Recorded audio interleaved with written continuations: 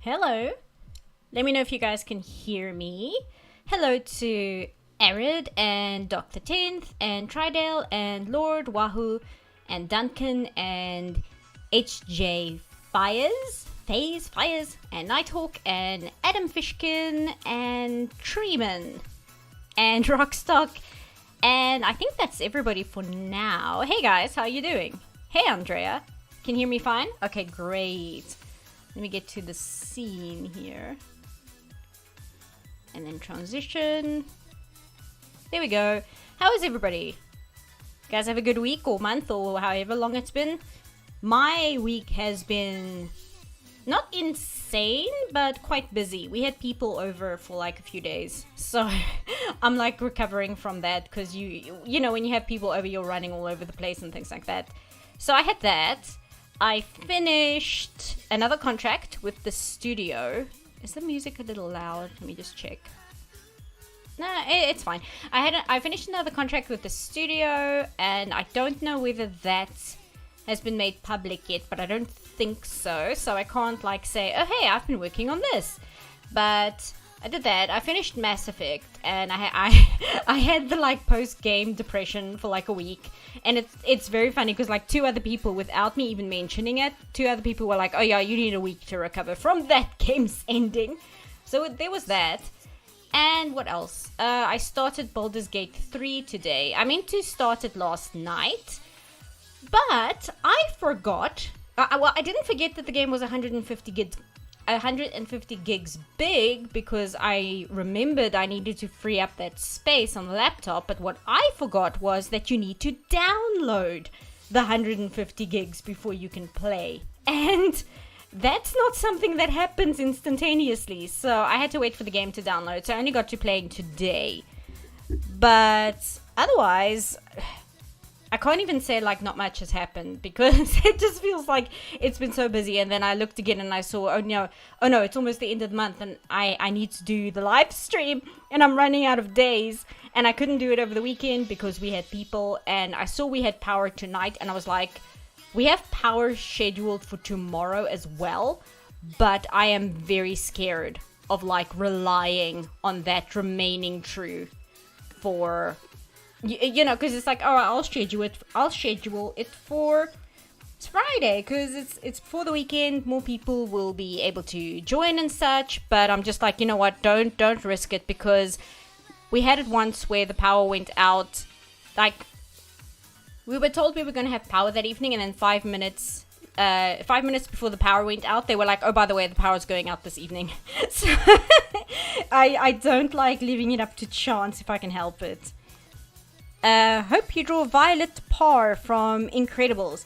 Not this time. I was actually wondering, oh, that's the other thing, is I finished the editing on episode 7 of the next video, which is like the vast majority of the next video. I'm going to have to leave episode 9 to go together with episode 10, because if I include episode 9 with episode 7 and 8, that video is going to take even longer to finish, and it's going to be like a massive video as a result. So next video is going to be episode 7 and 8, and the majority of the video is just episode 7, because good lord, what a train smash of an episode that is. It is so bad.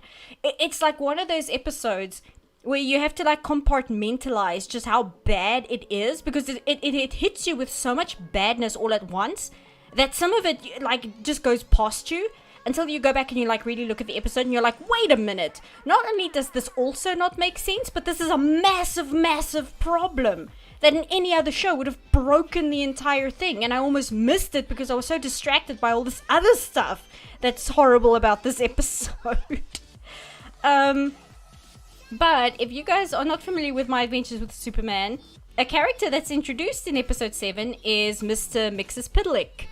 And if you know Superman, you know the character, but not as he looks in My Adventures with Superman. If you don't know, this is what Mr. Mxyzptlk looks like in My Adventures with Superman, which is different, to say the least, to what this character usually looks like, which is where's my reference here? I can show you guys.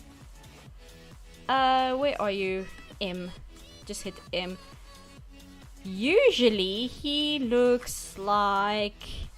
Okay, the Funko Pop version is not going to give you guys a good impression of this character. Where on earth is my references? Here we go. M. Oh, here we go. So normally he looks like this. So that was a choice.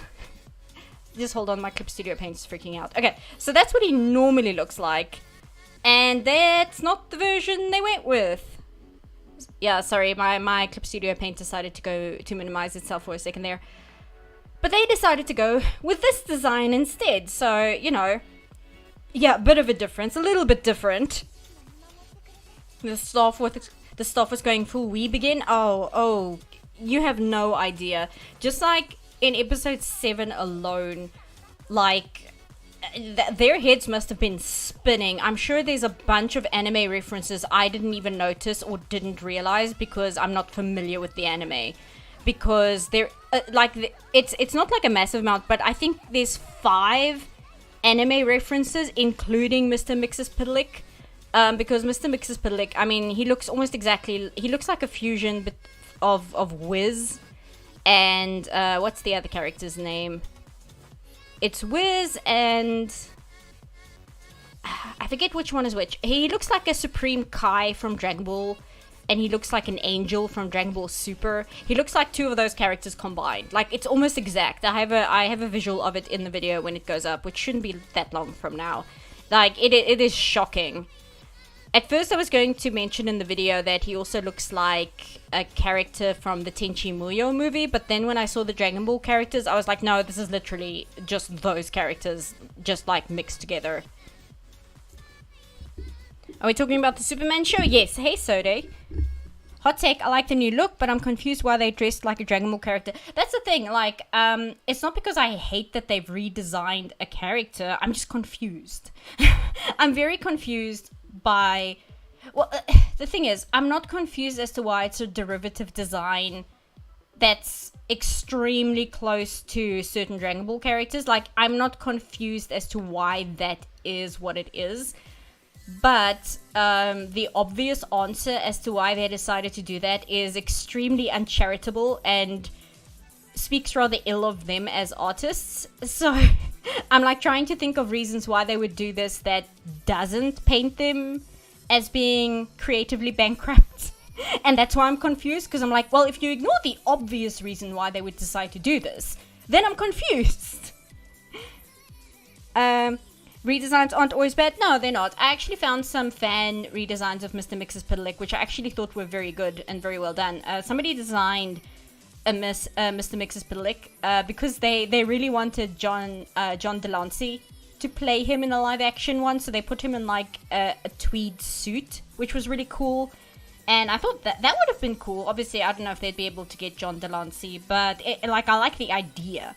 And then I saw somebody also design him almost looking like I don't want to say looking like a Warcraft elf, but, you know, with the purple skin and the long ears, it just made me think of that, even though it doesn't actually look like that.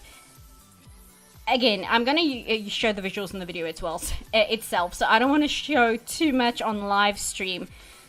But considering he's like the star of the show in the next video, I was thinking we can draw Mr. Mxyzptlk, because as much as he drives me insane, he is probably the best written character in the show so far.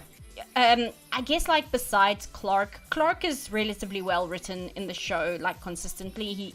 And I think it's because he's the title character, they had no choice but to put a lot of time and care into how he's represented. But aside from Clark, Mr. Mxyzptlk is like the one character that showed up and was fun and I enjoyed watching. It was just infuriating because there's like so much annoying about his character visually, and then the writing of the episode is just terrible. So it sucks. If he was like in a better episode, I would like him a lot more. Redesigns done well are awesome. Yeah, no, I agree. There's quite a few redesigns of things that I'm quite a fan of. It's such a weird change in terms of like, why did you go that far? You know what it is? they didn't take the base character and built upon it in new and interesting ways. They completely threw away the original design and then just did a design they wanted to do. In which case, it's like, well, why didn't you just make an original character? Why did you have to... If you wanted to make an OC, just make an OC, you know? And Mr. Mxyzptlk is the second best written character. That speaks poorly. Yeah, it's not great. So what can I have him do? In his sheet here, he's kind of just standing static, but that's because this is a reference sheet. It's not meant to be like posing. Let me think for a second.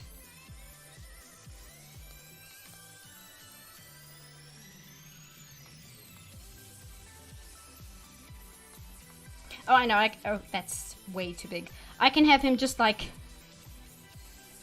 I can have him in like a smug pose. I don't really want to cross his arms though, because that can be tricky to do. And it's difficult sometimes to chat and draw at the same time, because my mental capacity is just...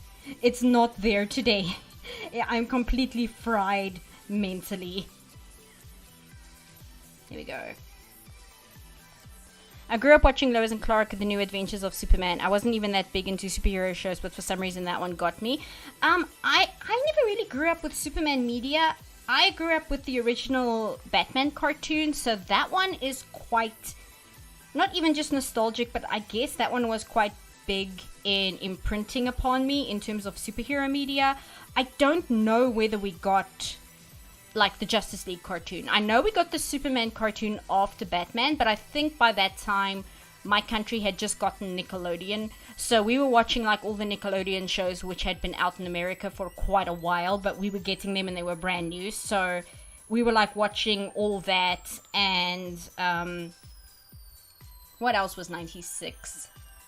That would have been, oh, like Animaniacs and stuff, like that stuff was coming over. So obviously if it was a choice between like Animaniacs and Superman, I was going to be watching Animaniacs. I haven't watched Superman the animated series yet. From what I can tell, it's quite good. I've seen a few episodes as I'm working on the scripts for my video review series, just because even though I'm not super familiar with a lot of superhero content, I do want to educate myself on the original content if I'm going to make comments, like Mr. Mxyzptlk. The reason why his redesign bothers me is not because I'm particularly nostalgic for the original design. It's not because I'm like, how dare you change it? It's because as somebody who does not have any like attachment to this character's original design, it's just a confusing decision that I don't understand. Besides like the obvious answer, which is, oh well, they just wanted to do another anime thing. But it's a confusing decision to go with art-wise, and I find it frustrating and extremely aggravating, because so much of the show is just like parroting anime. It's not trying to build its own lexicon. It's not trying to build its own visual identity. It's not trying to build its own identity at all. It's only interested in copying anime. It has no interest in making itself a show that other people can look at in 10 years and reference as being this really good Superman product, because they're so distracted with just copying almost exactly the things they already like. For instance, I mentioned the Batman cartoon. Those legs are too long. I mentioned the Batman cartoon, and one of the interesting things about the animated Batman cartoon from the 90s is that almost all the backgrounds in that show were drawn on black paper. They didn't use the traditional white paper and then try to make it black. They started with black paper and then painted the highlights onto it. That's why a lot of the backgrounds in that show look the way they do. It's because they had this very clear design focus of what they wanted to do visually.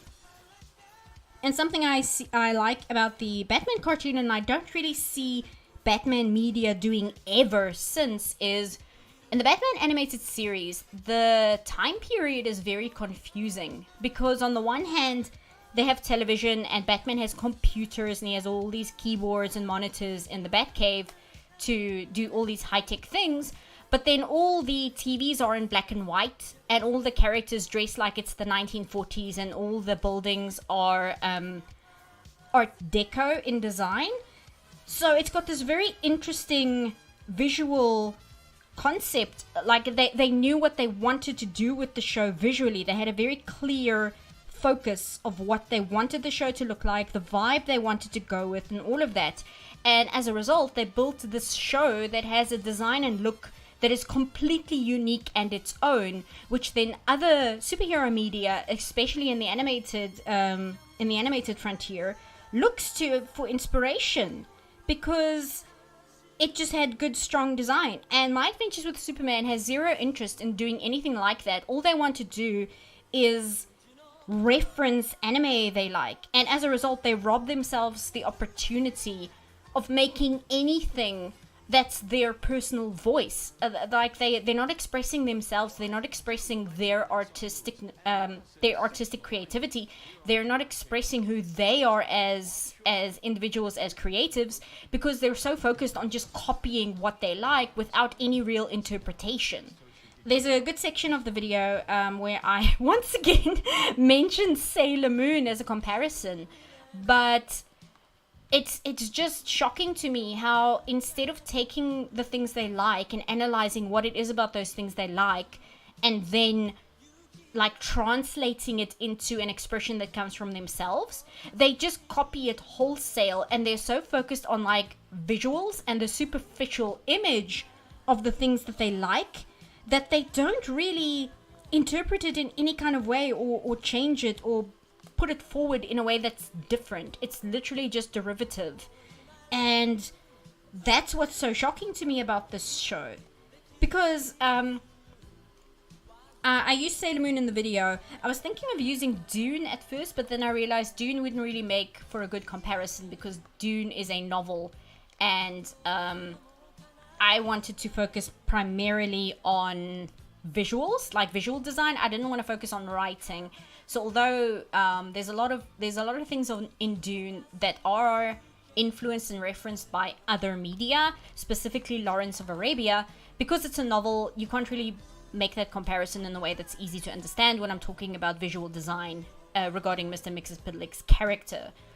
Because my issue with him, I am in the wrong layer. My issue with him is visual, and something else that they decided to do, which is so antithetical to this character, I can't understand. Like, again, I don't have any attachment to this character whatsoever.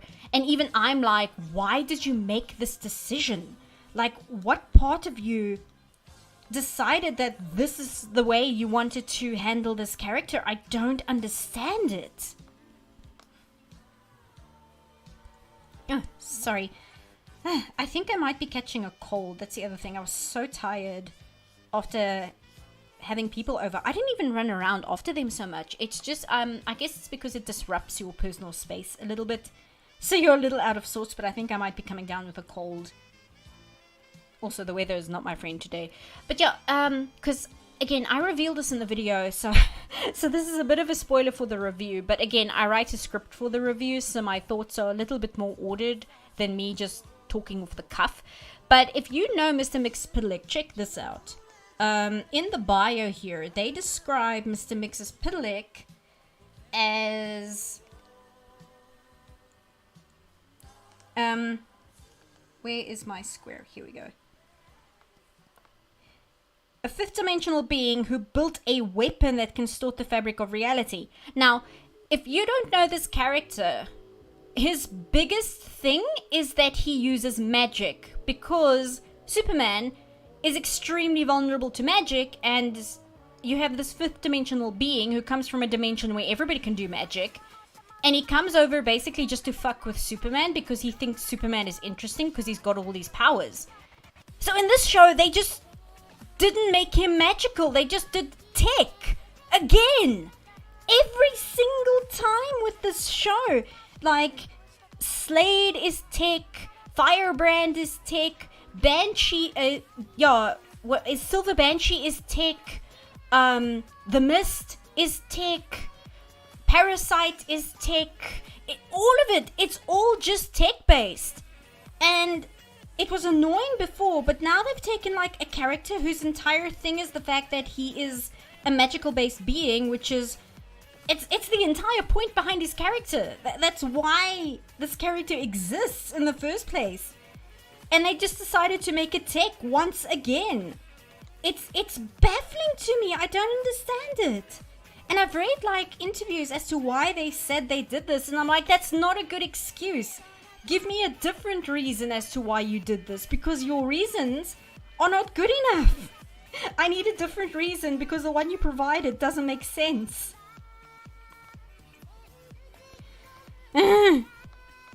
Superman is vulnerable to magic is kind of a wild sentence. Yeah, it's a long-standing thing though, because that's where Shazam comes in, right? And it's why Shazam is an interesting character, because Shazam is essentially, if you were to think about Shazam conceptually, he's like, what if Superman was powered by magic instead of the sun's radiation?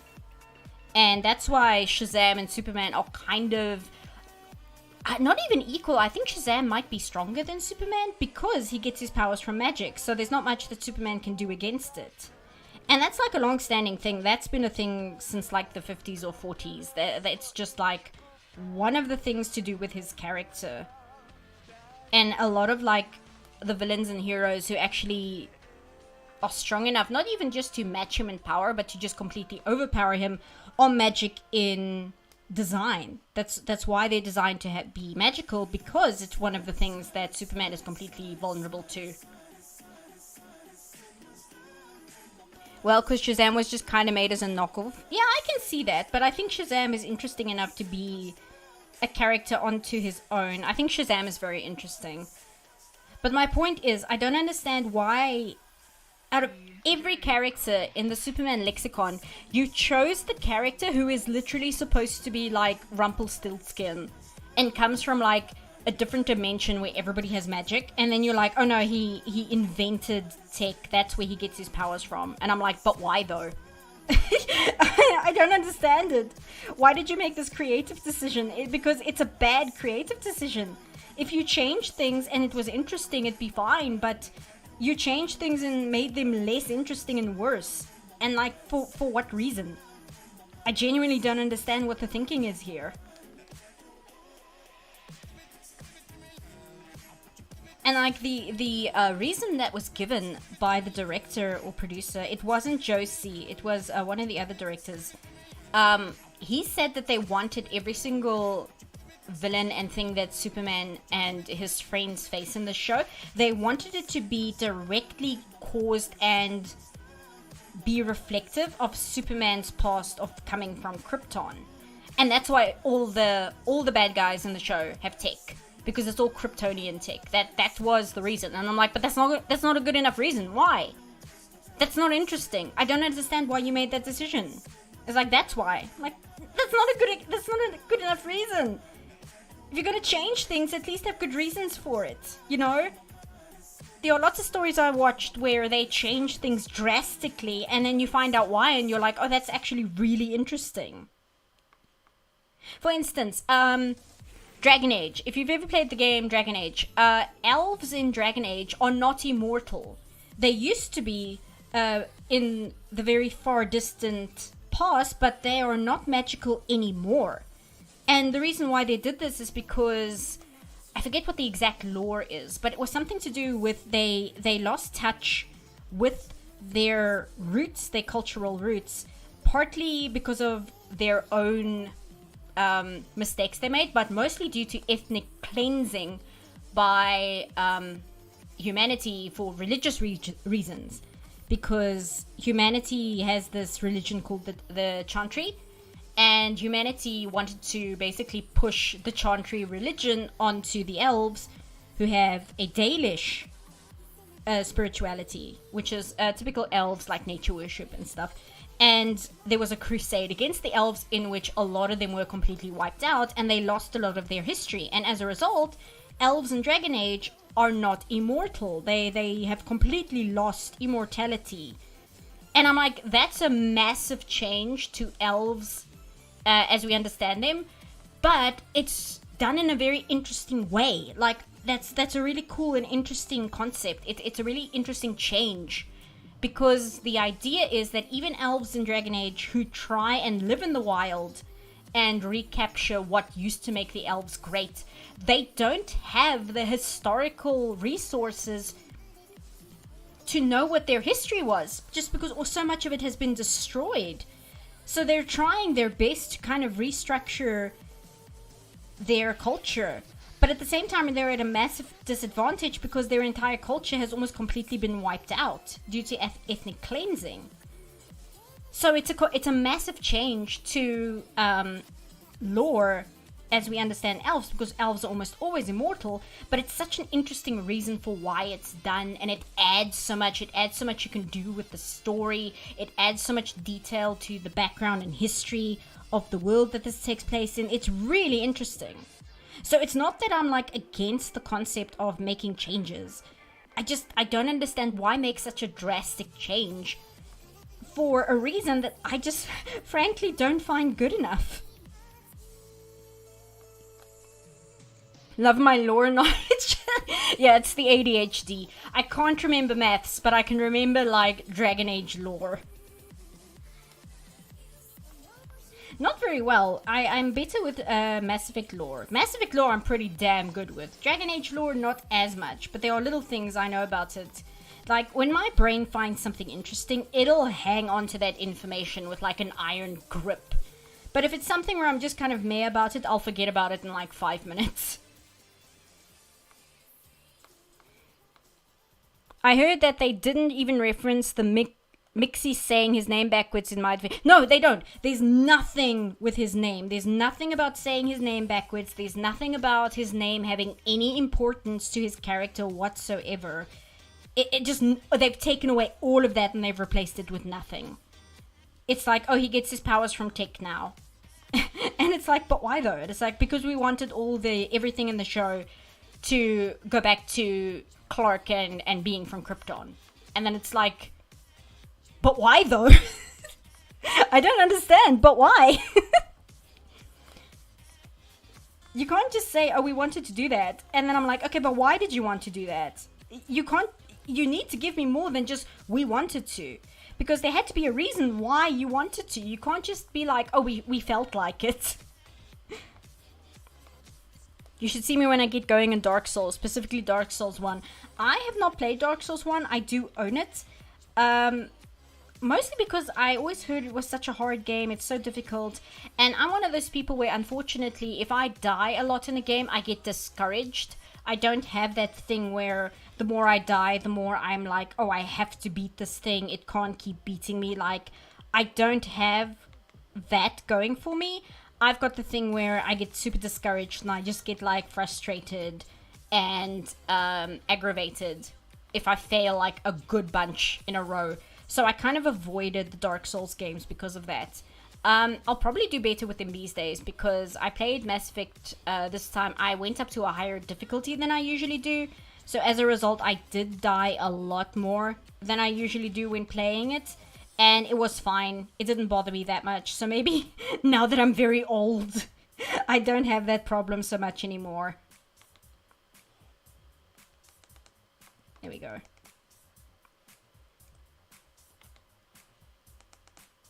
Yeah, it's good. Yeah, it's fine. It's fine. Hi everybody, will you be playing more Mass Effect soon? Yes, I want to start playing Mass Effect next month, in other words next week or so. I want to get back to it because I really want to get back to playing it. I really want to go back to like infecting as many people as possible with caring about that series because I love it so much. I was so sad when I finished this again, and I wasn't sad because of anything within the game itself. It took me a few days to realize why I was so sad I'd finished it. It was because my time hanging out with those characters were over, if that makes sense. When you finish the game, you're no longer hanging out with those characters. You're no longer hanging out in the Normandy. You know, you're not on your ship. You're not with those characters. And you're taken out of that universe. And that's why it makes me so sad to finish it. It's less about the narrative reasons and more about the reasons of, oh, we're done, we're not going to be around in the Normandy for a while. I'm one of those people, as my friend described it as, I'm one of those people where I take a lot of time with things, and I like to really immerse myself in things. That's why it takes me so long to watch things and play things, because I don't do like 5 games at once and things like that. I like to mentally really be into what I'm currently into. So when it's over, it's like, oh, that time is now gone and done, you know. And that's kind of why it didn't upset me, but it made me sad, because I'm like, oh. Mass Effect is one of those series that the concept really intrigues me, but I never gotten around to actually buying and playing. Yeah, that's kind of why I wanted to do the live streams, even though you know, the gaming channel is quite small. Let me actually focus. I'm trying to draw this mouth here, and I'm trying to figure out what I want to do, so I keep just kind of panning around instead of focusing. Because they gave him like they gave him like the colon 3 face. And it's one I actually struggle with. I'm not very good at drawing like the anime kitty face. And I kind of hate it. I kind of really hate it. But yeah, that's why I wanted to do Mass Effect, because I wanted people who might not be able to play it or don't want to play it a chance to experience the story and characters. Because I want people to care about the characters in the story, especially with like a female Shepard and her relationship with Garrus, and like that entire storyline is really, really interesting, because I think a lot of the Let's Plays on YouTube especially are very much male Shepard focused. And not to completely diss the voice actor, because he does a good job, but I find that the male version of Commander Shepard is basically just another Space Marine, whereas female Shepard is such a unique character. And I feel like a lot of people miss out on that, because if they want to watch like a Let's Play or a stream of it, people play male Shepard. That's good, I like that. I think he has sharp teeth, because of course he does. Yeah, he does. Good lord. Make sure to give him the hat. You know what? Maybe I should. I should give him the top hat as like an act of defiance. I just realized I wanted to give him like half-lidded eyes. I might duplicate the layer and do that just to see what it looks like. That's something you can do if you want to like redo something. And I know this sounds like basic advice, but like psychologically it actually makes a big difference if you just duplicate a layer and undo something rather than just erasing it completely. I tend to do that a lot, where even if I know I'm gonna completely redraw an expression, I would rather just duplicate the layer rather than erase and do it all over again. What character is this? Believe it or not, this is Mr. Mxyzptlk. He just looks like this in the Superman cartoon for reasons that I don't understand. Like, I don't know why. I don't know why he looks like this, but he does. Duplicate this layer. Also, I can't believe, like, I was really worried when I started writing the script, because I knew I was going to have to say Mr. Mxyzptlk a bunch of times, and I was really worried that I was going to screw it up and not be able to say it. But surprisingly, it's not that it's that hard a name to say. It's spelt confusingly, but it's not that hard to say out loud. So I was happy about that, because I'm like, I'm going to have to say this dude's name like a few times in a row. And if it's like really difficult to say, I'm going to have a bad time. That's quite a glow up. I mean, I guess you could call it that.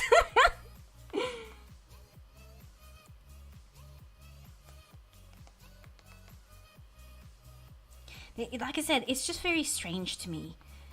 Give him tech as his weapon and design him to look like, what is this character's name? Is it Wiz? Because there's another one in Dragon Ball Z. Well, there's Wiz, I think is his name, from Dragon Ball Z, and then there's the Angels from Dragon Ball Super. And he looks exactly like those two characters. I'm gonna upload the video soon and you'll see what I mean. It's like genuinely shocking. And it's interesting because I will often browse subreddits, even though I don't really use Reddit myself that much. I will browse subreddits because I like seeing what people who are into these fandoms think of things, because it kind of gives me a little bit of insight in, is my initial thought about this character correct or on point? Or do the fans who actually care about these things, do they have a completely different take because they are just more familiar with these characters than I am? And what was interesting about Mr. Mxyzptlk's design in this show is the fact that the people who disliked the design were like, oh, it looks like a Dragon Ball character. And the people who liked the design and really liked the anime aesthetic were like, oh, that's so cool. He looks like a Dragon Ball character. Wiz is the angel servant of Beerus. Okay, so it's the other character. The Supreme Kai, who gives Gohan the sword. That's the other thing. I read through the entire Dragon Ball Z manga because Akira Toriyama passed away. And I'm familiar with Dragon Ball Z. I watched a lot of it growing up. And I watched a lot of Dragon Ball Z abridged. Like, I've watched Dragon Ball Z abridged so many times, but I never got to the Cell Saga because I would wait for them to do a bunch of episodes, and then I just got distracted with other things, and I never got back to when they started covering the Cell Saga. So I decided when Akira Toriyama passed, I was like, you know what, I need to sit down and actually read the manga, like, properly. So that's another thing I did the past month. And it's good. I really liked it. Hot take, though, and this might get me run out of certain communities. Hey, Blantosaurus.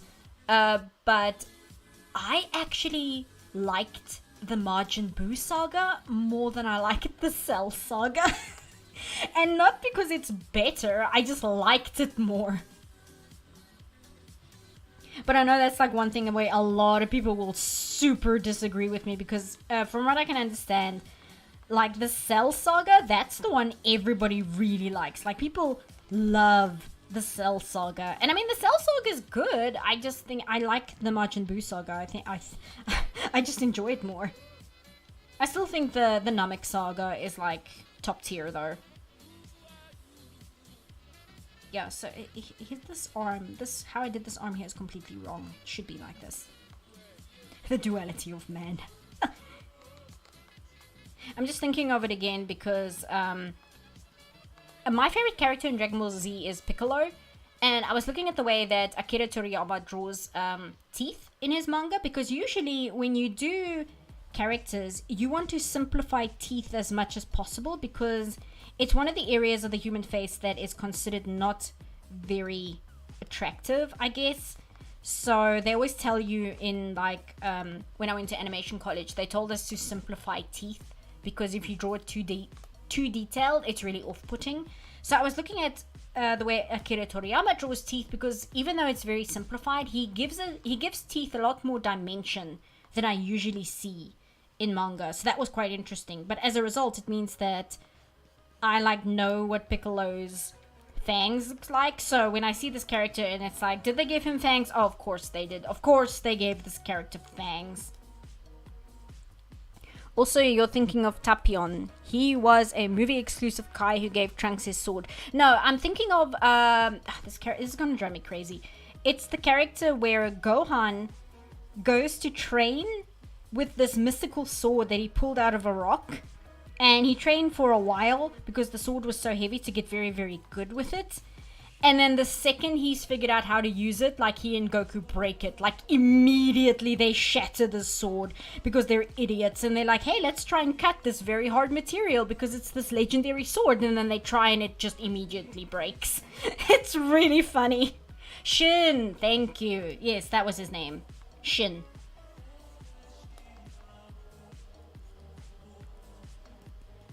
I actually think that Mxyzptlk looks more like Shin than he does Wiz.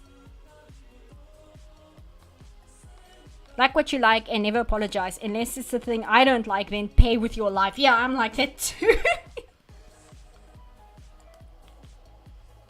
But yeah, I thought the Cell Saga, I mean, it wasn't bad at all.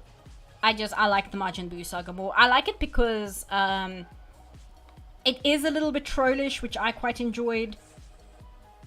There's a lot of it where it's just like absolutely putting these characters in terrible situations where it's not so much hopeless, it's terrible in that they can't believe that they have to deal with this bullshit. And that's not really present in the Cell Saga. The Cell Saga is a lot more serious, whereas the Majin Buu Saga, it's a lot of the characters getting trolled like very hard, whether by the narrative itself or the bad guys, and that just appeals to me. I started drawing the arms before I drew the body, which I really should not have done, and I might have to erase this to be honest, because I think I've screwed up the proportions, because I went for the details instead of focusing on the general. Now, how do I explain the search Piccolo teeth to my FBI agent?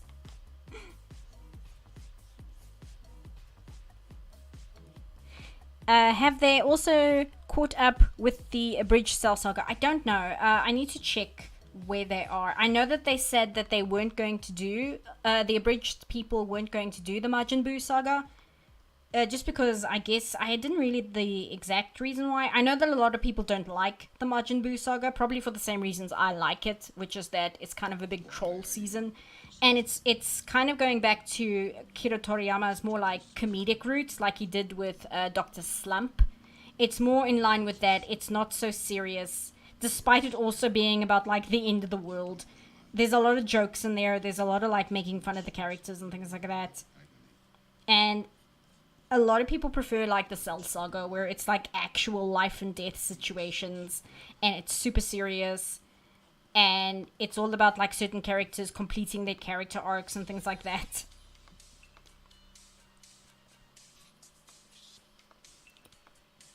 A bridge finished Cells years ago? Yeah, that's what I thought. I just wasn't sure.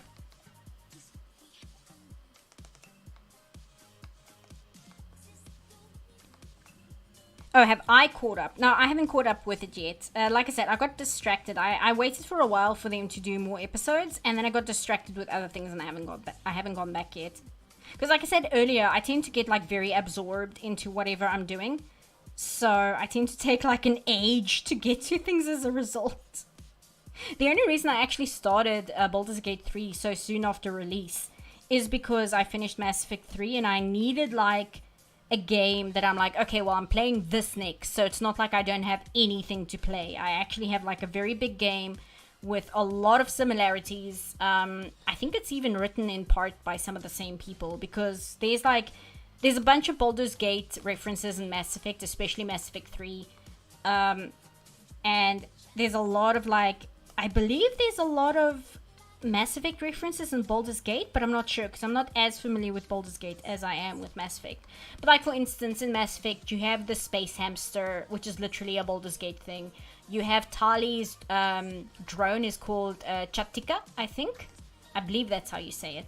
And Chatika was a raccoon in Baldur's Gate 2, things like that. But that's like the only reason I got to Baldur's Gate so quickly.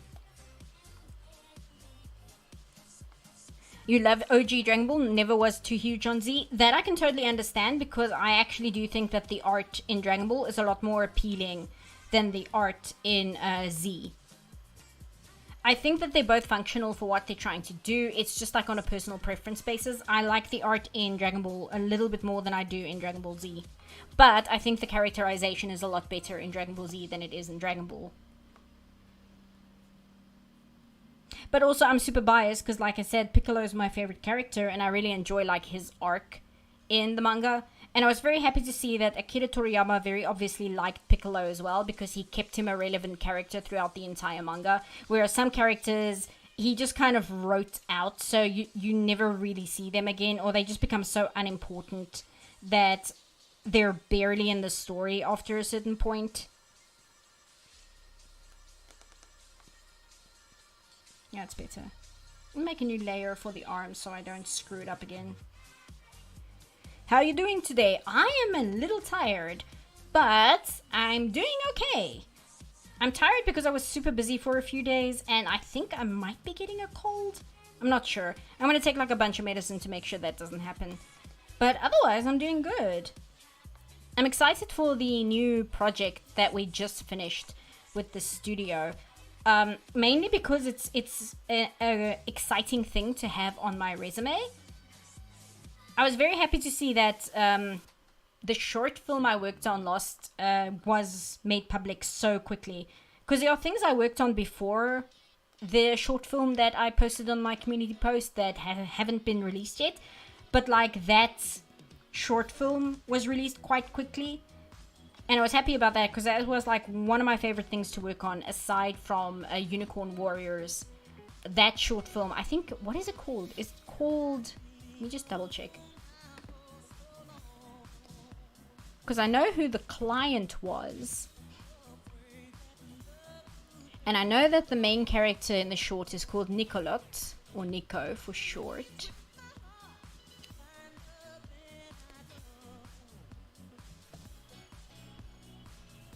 Have I seen Dan Schneider's YouTube apology video? No. Why would I watch Dan Schneider's apology video? Why would I watch anything with Dan Schneider in it? Just see the man's face and it's like, no thank you. Pass. From what I've seen, Diyama is going back to the more semi-grounded combat of OG Dragon Ball. I haven't really watched Dragon Ball Super. I don't know if I will. Oh, it's called Delivery at Dawn. That's the short film that I finished very recently. But we've done a project since then and it's not been made public yet. And I did very little on it, but it was nice to have that and be like, oh, it's a big client. That's really exciting. So I'm excited for when that finally goes public. And it was super cool as well because I think for the first time in my entire life, we finished with any studio, not with this studio, but any studio whatsoever. We finished deadline 3 days ahead of schedule. That never happens. You never finish an animated film or show or anything ahead of schedule. That just does not happen. But we did it somehow. So that also made me super happy. Let me just focus because I keep redrawing the same thing over and over. And it's because I'm not focusing on what I'm doing. 3 days ahead? Yeah, it's weird.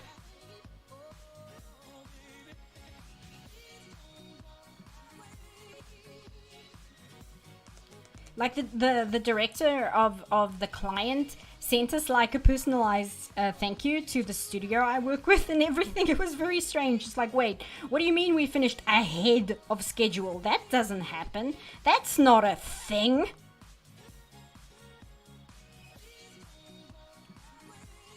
Okay, now I want to do hand poses. Yeah, it's fine. These proportions are fine. You zoom out. Yeah, it's good. So who are we drawing today? We are drawing Mr. Mxyzptlk from My Adventures with Superman, which means he looks like this. Which, yes, phone, don't buzz while I'm talking to people. Which is a choice that the show made to make him look like this. But because the next video, at least an hour and 10 minutes of the next video is just episode 7, which is when Mr. Mxyzptlk shows up. It's just like that video because it's such a train wreck of an episode. Not because of Mr. Mxyzptlk, although I think I talk like for half an hour just like about the choices they made with his character and like how I don't understand the choices whatsoever. I don't know why they did it this way. Okay, what I want to do is I want it so that I want the hand pose where his finger goes like this and his other fingers are going to have to be here for that to work, and his thumb is like this behind his head. Okay, so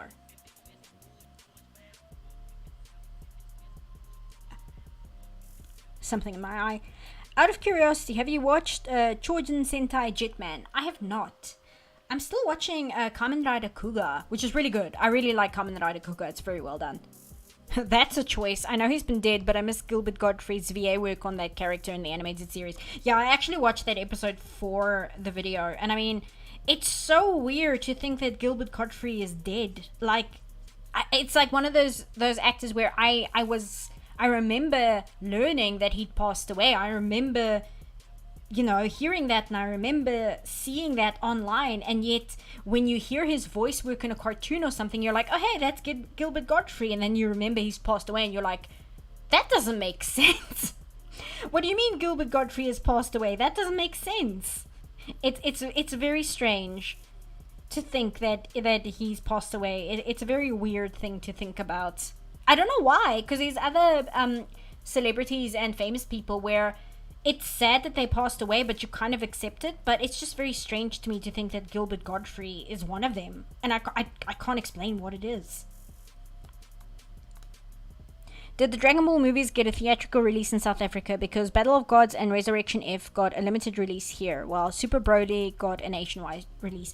No, we barely get releases from Japan whatsoever, even if America gets them. Like, we are going to get Boy and the Heron, which I'm extremely happy about, but I think Boy and the Heron might be the only Ghibli movie that's ever released here theatrically. Spirited Away might have been released, like, in the art house theaters, but I don't recall any other Ghibli movie ever releasing in this country. So the fact that Boy and the Heron is releasing actually in theaters here, that's shocking to me. But it makes me very happy because it means I get to go watch it in theaters.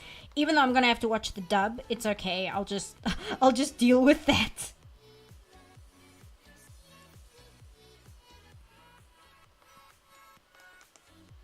No, instead of just wing it, let me actually look at the structure I'm drawing.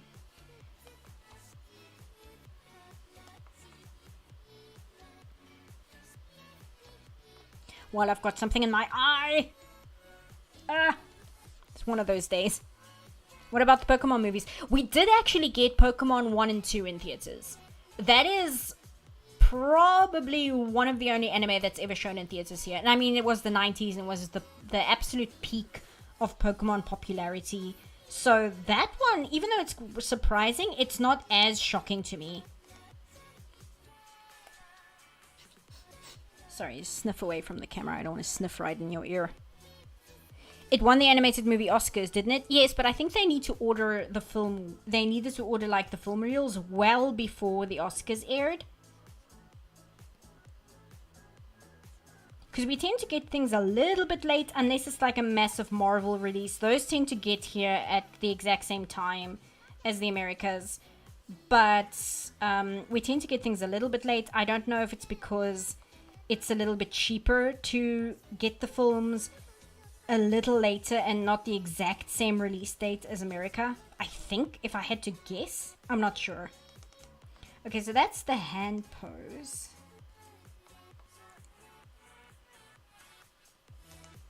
I might have to go just water my eye quickly because this is a disaster.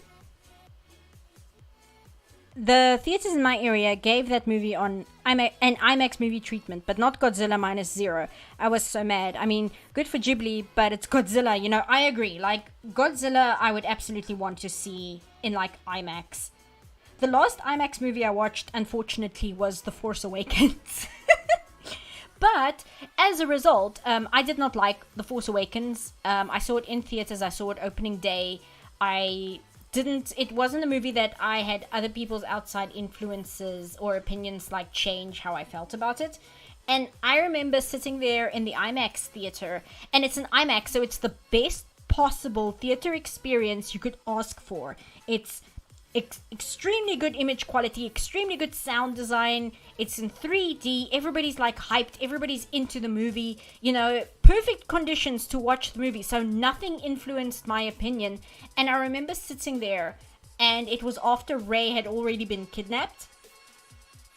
And they're doing like the thing where they're assaulting the not Death Star with all the ships. And I remember thinking to myself, you know, I could just leave.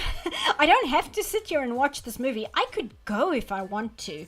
But I didn't because I've never walked out of a movie theater before. And I had no plans to start. But I remember thinking that to myself, just because I was not having a good time. I was like, I don't have to watch this. But that was my last IMAX experience, because it was in the city, and I live in a far more rural town now because we moved down to the coast. So we don't have a movie theater in town, and we are very far from an IMAX theater, which sucks in some ways, but it's okay. By the way, it was funny coming across your post on Tumblr about Mamoru being a sexy lamppost for Sailor Moon. I mean, it's kind of true. It's an interesting discussion about Mamoru. I won't have it on stream because I'm going to alienate the entire audience. But it is very interesting how Mamoru is one of the few examples of a male character who is designated as a sexy lamppost. And this is specifically the anime. He has a little bit more to do in the manga and the live action series, but in the anime, he might as well just be a sexy lamp. There's so little to his character. I mean, The Force Awakens is somehow the best of the sequel trilogy. Yeah, it is. Which is shocking.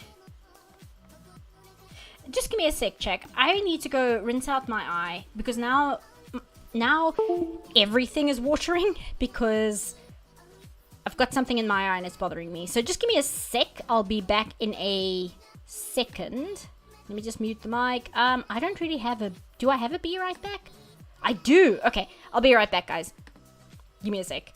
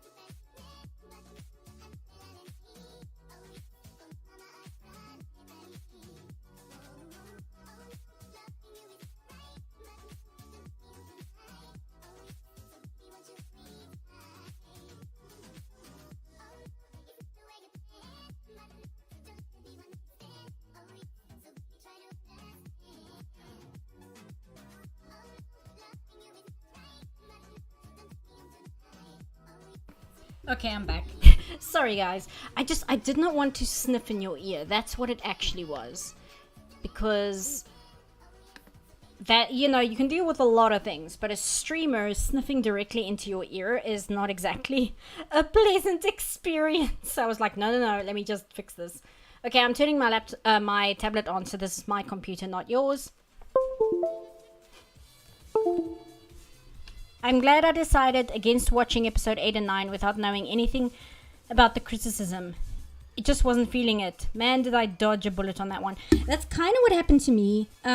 It wasn't even outside criticism. I just did not like The Force Awakens. I did not like it. And for a while there, for a year or two, until the second and third movie came out, I felt like I was living in the Twilight Zone because nobody was sharing my opinion that The Force Awakens was not a great movie. I didn't think it was a terrible movie. I just didn't think it was good.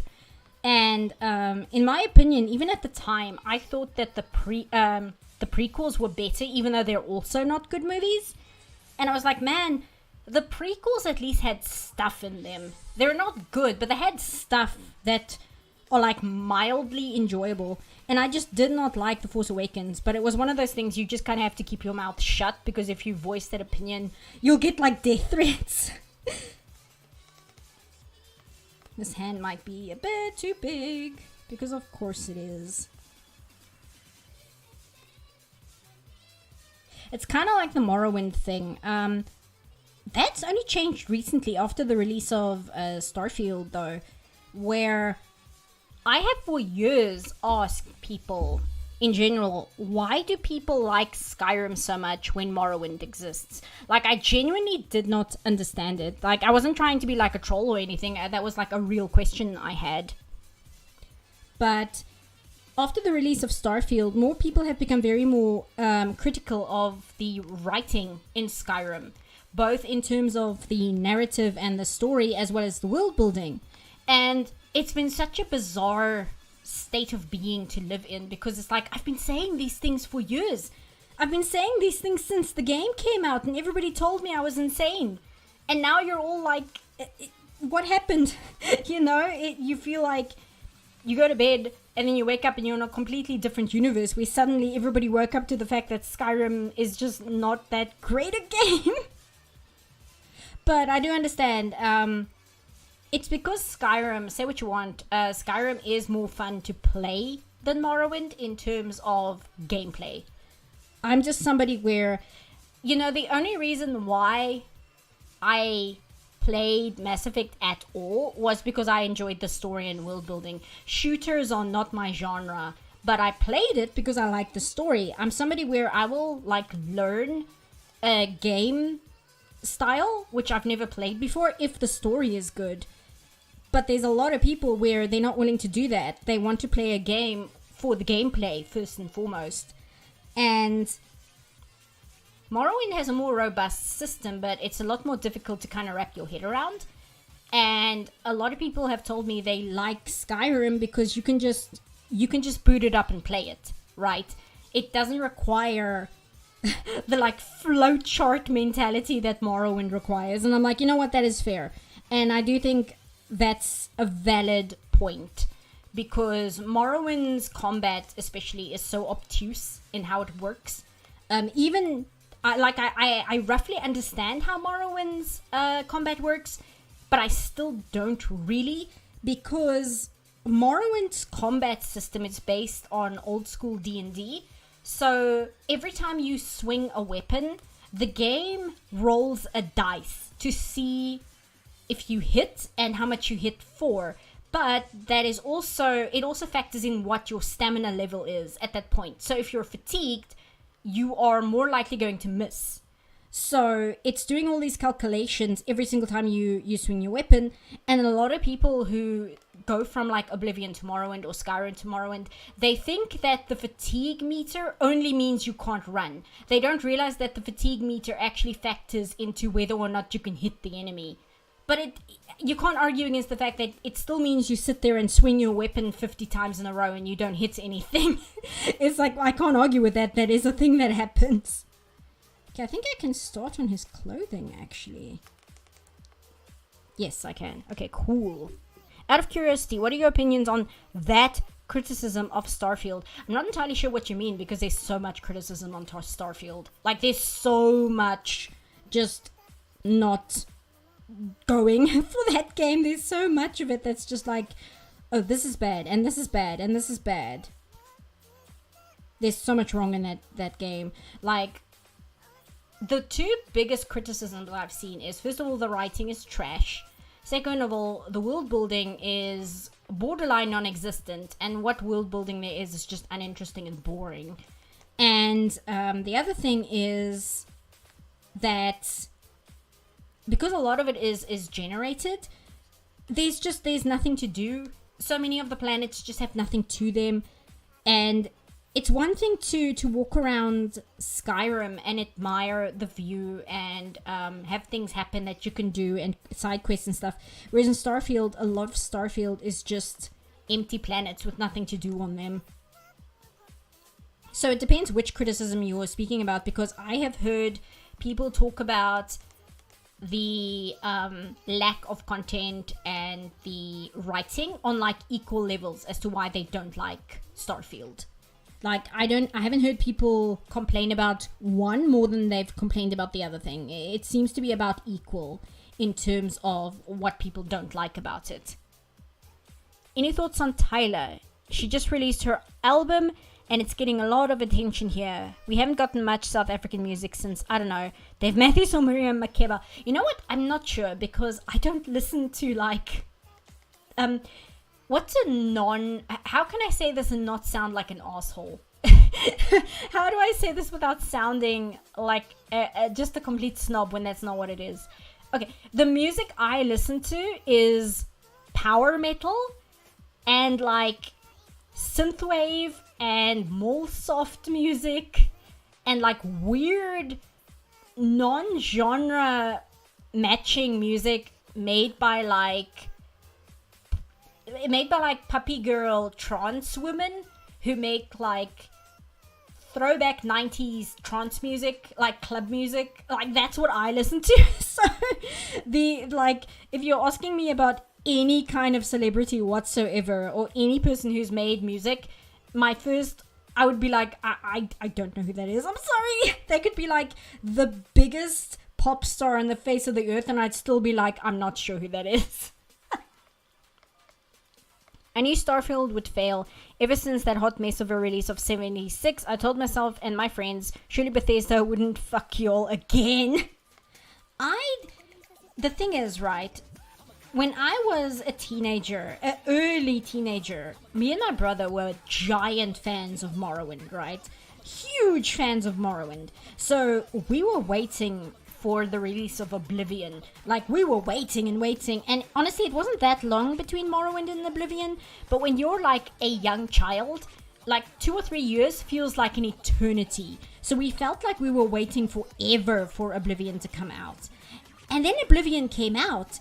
And it was just not Lord of the Rings. You know, it was like knockoff Lord of the Rings. And I cannot tell, it was like my first experience as a child of what actual disappointment in a video game was. Like, that was my first experience getting a video game and being disappointed with what was delivered, right? So when Skyrim came out, me and my brother, we had zero expectations. Like, we were like, okay, sure, it has dragons in it, all right.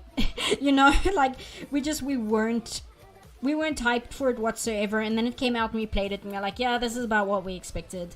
So when they announced Starfield and knowing a little bit more that I do now about Fallout 3 and Fallout 4, because those weren't series I ever really played, I did not have expectations for Starfield. I had slight optimism that maybe it would be interesting, but I didn't have any expectation of, oh, this game is going to be great, I can't wait. It's like, no, it's either going to be another game like Bethesda has been making, or it's going to be good. You know, I am shocked at how bad it actually is, but I can't say I'm disappointed because I just, like, what I used to like Bethesda for, they haven't made that since like 2002, right? And it's just like having to accept that, because the thing is, like, Oblivion made so much money, and the reason Oblivion made so much money was because people had just seen Lord of the Rings and they wanted like a Lord of the Rings style sandbox game. The reasons I was underwhelmed by Oblivion is why people liked Oblivion. That's why that game did so well. So it's like, I can't even say like, oh, it's worse, because it's what people went to Oblivion for exactly the same reasons I didn't like it. So yeah, I'm rather shocked at how bad Starfield is, but I can't say I'm like disappointed, because at most my expectations were for something that the Bethesda content creators on YouTube could use to make more content out of. And like, they couldn't even deliver that. Like, so many of the Bethesda content creators abandoned Starfield because there was just nothing to work with. Skyward Sword was probably my first disappointment in games. Either that or Ultimate Tenkaichi. I'm not familiar with Ultimate Tenkaichi, but I do know that Skyward Sword was another one where it was just not what people were looking for. I was put off of Starfield the moment they released the trailer/teaser, as my immediate reaction was, this looks like a Fallout 4 mod. My thing is, that was probably the only thing where I was kind of not optimistic about, but willing to be forgiving, was when people were like shitting on the graphics of Starfield when the teaser came out. My thinking was, yeah, but you're still gonna play it, because Skyrim was also kind of not great to look at when it came out. Skyrim came out a year after Mass Effect 2. And Mass Effect 2 is a gorgeous game, and that's not just my bias talking, it's a very good looking game. So Skyrim is not exactly the most beautiful game in existence. So when people were saying, oh, Starfield, the graphics look out of date and awful, I'm like, yeah, but it's a Bethesda game, you guys are still gonna play it. What I was shocked by was that the game was bad for like the reasons that people play Bethesda games. Like, I expected Bethesda to be able to make a game that people like playing Bethesda games for. That's the part that was shocking to me. If you didn't notice the prior comments, I was referring to the whole pronouns controversy. Sorry to everyone else for posting this message again. Sorry, I think I peeked the mic. I actually stayed out of that. I saw, I forget who it was, a streamer, he's like friends with the EFAP people. I saw like he had a big meltdown about it for some reason, and I'm just so uninterested in arguments on the internet regarding pronouns and things like that, because it turns into such a shouting match when nobody actually has anything interesting to, nobody actually wants to have a conversation about anything. It just turns into a lot of, this is stupid, oh yeah, well you're a bigot, and then that's all it turns into. So I saw that was a thing and just went, ugh, I'm too tired for this. I'm too tired, and there are too many other things I could be doing with my life than hear about people scream back and forth about this kind of thing specifically. So I just avoided it. I'm like, you know what? I like myself too much to subject myself to that kind of aggravation. Mine is Mega Man Battle Network 4. Like, it's amazing how it does everything wrong compared to 3. Yeah, it's weird how that happens. He looks like a genie. I saw somebody on Reddit say, like, why does he look like, what's that character's name? Shintea? I think somebody's like, why does he look like Shintea? Okay, I'm gonna use this because you can actually see his body through his ridiculous outfit. So I know what I'm doing. Very understandable. Yeah, it's just tiring. Because the thing is, nobody actually wants to have a discussion, like an interesting discussion about that matter. They just want to shout and yell about it. And both of them are both of them are as annoying about it as each other. Like, that's the thing. Both sides get so annoying when it starts arguing about that. Because it doesn't even become about the issue. It just becomes about being annoying. And both sides are very, very annoying about it.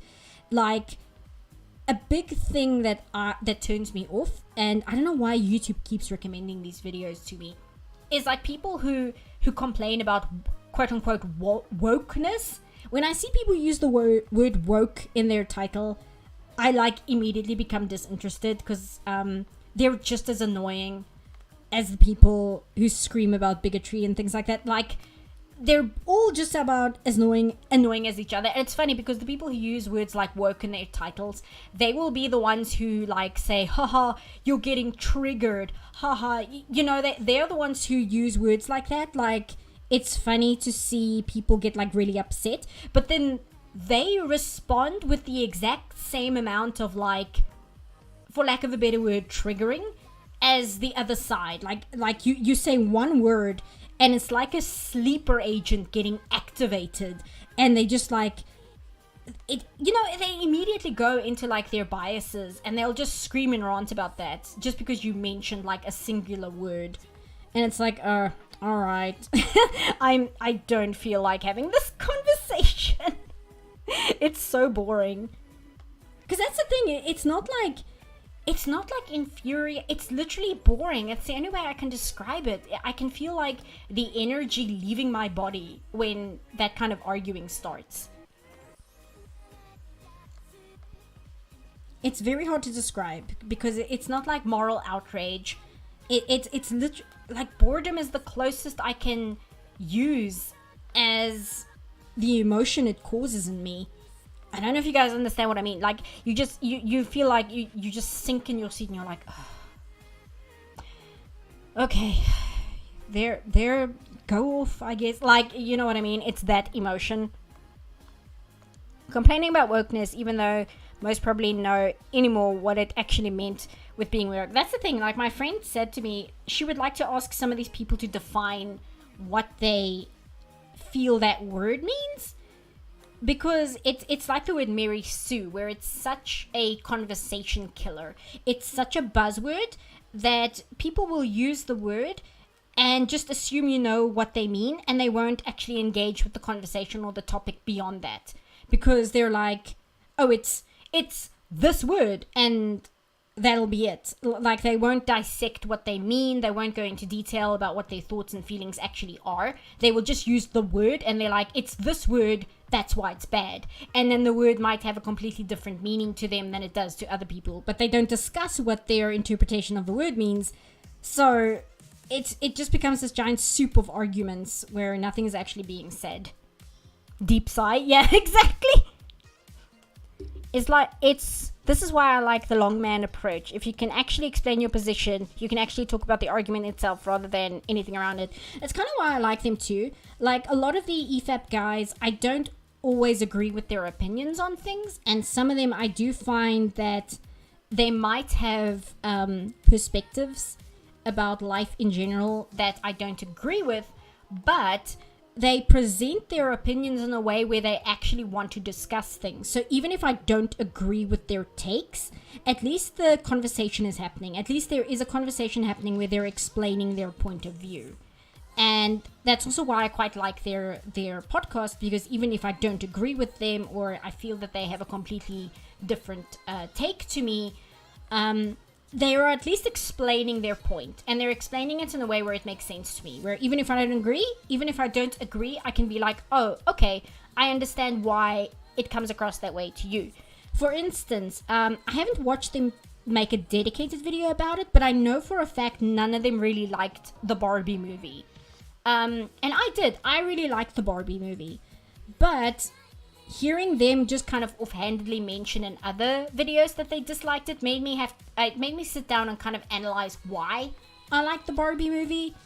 And it was just a kind of interesting thought experiment to kind of sit and think what it was about the movie that I really enjoyed.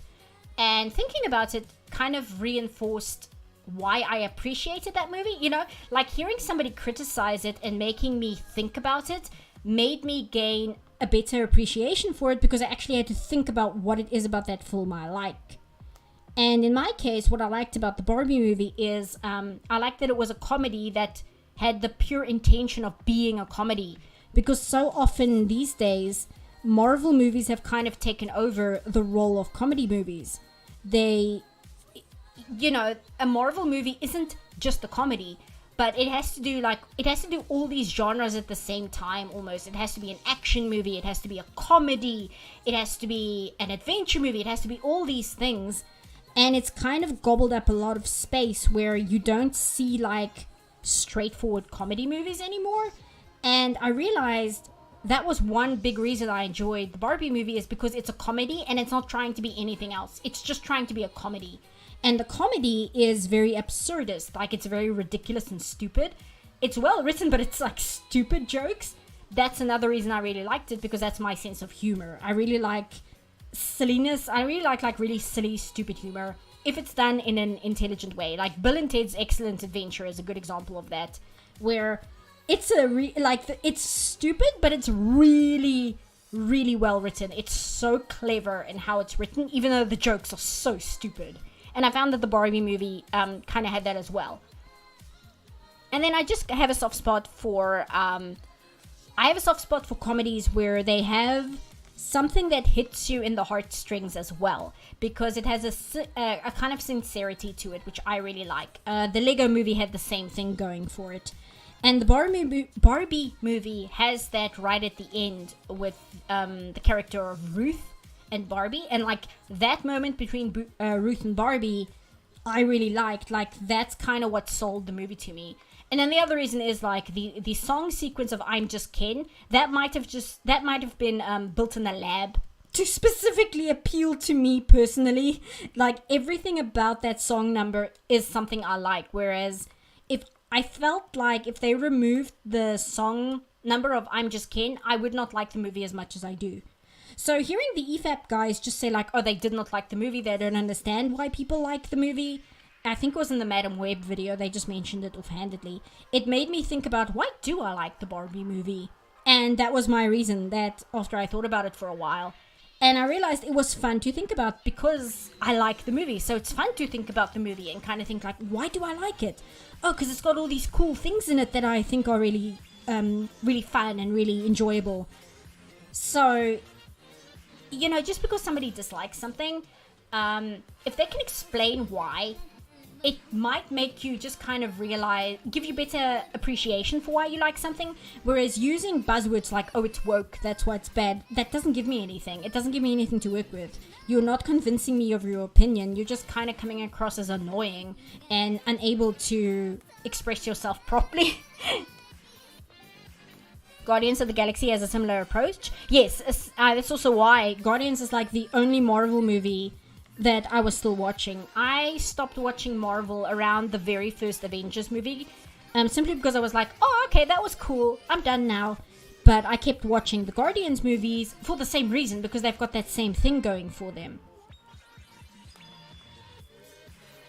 Where they're not pure comedies, but they're far more comedic than the other Marvel movies. And then the Guardians of the Galaxy movie have extra things in it that I'm a sucker for, because I really like the found family trope and things like that. So it's got a lot of that in it as well.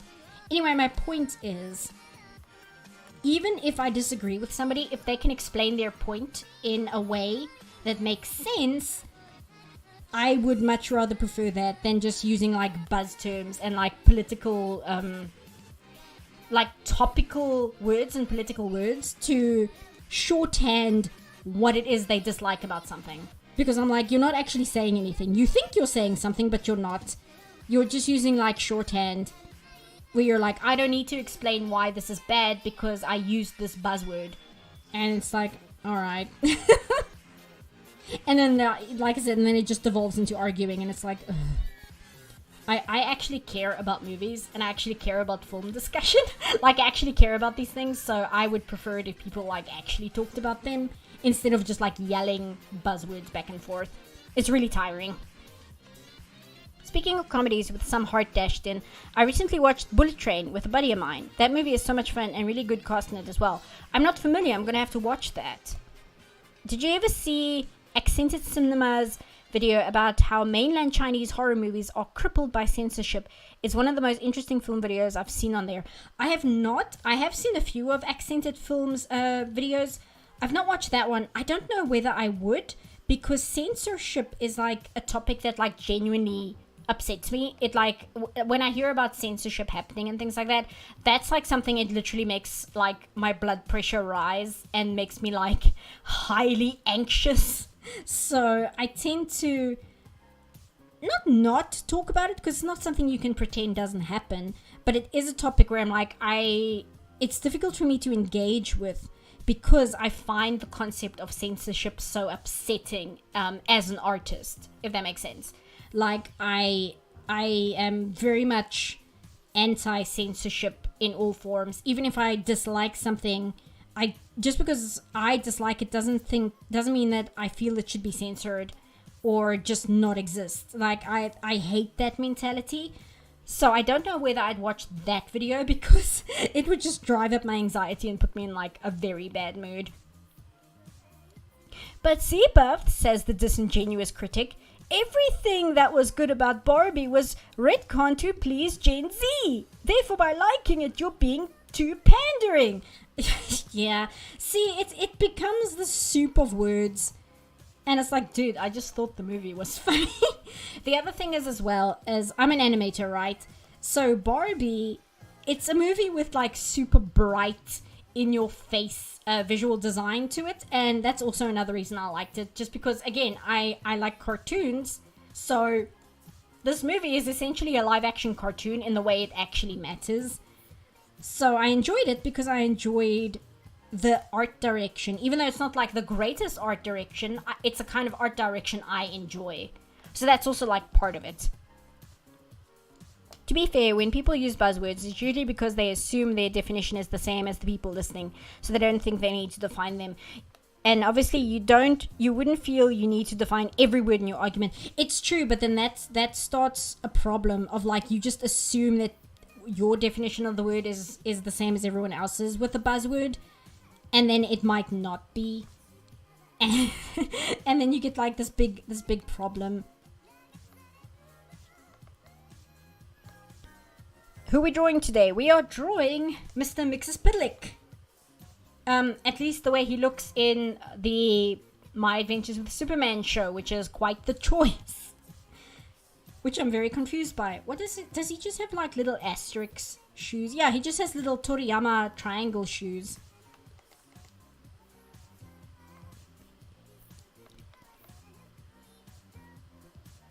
Oh, come on. No, I'm not trying to select my window. I'm trying to rotate the canvas. But yeah, like somebody said, I really enjoy EFAP because their focus is almost entirely on film. And I appreciate that. Like I said, even if I disagree with some of their takes or some of their opinions or where they're coming from, I enjoy that it's a discussion. And I really enjoy the atmosphere of it as a discussion where people with different opinions can come together and at least discuss why they have that opinion. And I have respect for their podcast in that a lot of times they will cover a person who doesn't have the same opinion as them's video. And then they will actually invite that person who they just criticized onto their panel. Because just because they don't agree with their opinion doesn't mean they like think less of them as an individual.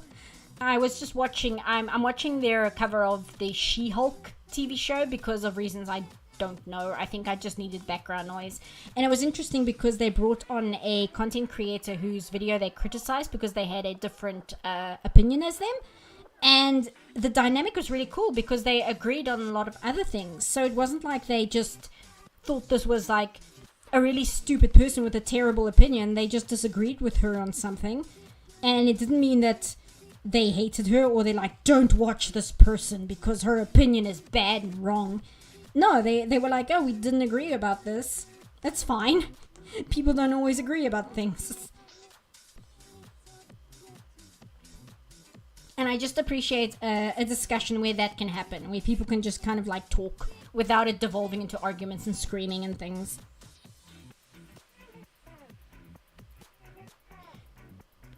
If you want live action cartoon, check out Disney's Dick Tracy movie with the 90s. The color scheme in that is amazing. I really need to watch the Dick Tracy movie. I am very aware of it. I just have not watched it. But that's another one that looks like entirely up my alley, at least visually. Because it kind of just, from the screenshots I've seen, it reminds me a lot of The Mask. The Jim Carrey The Mask movie from the 90s. Because I watched The Mask when it came out. And I was very young.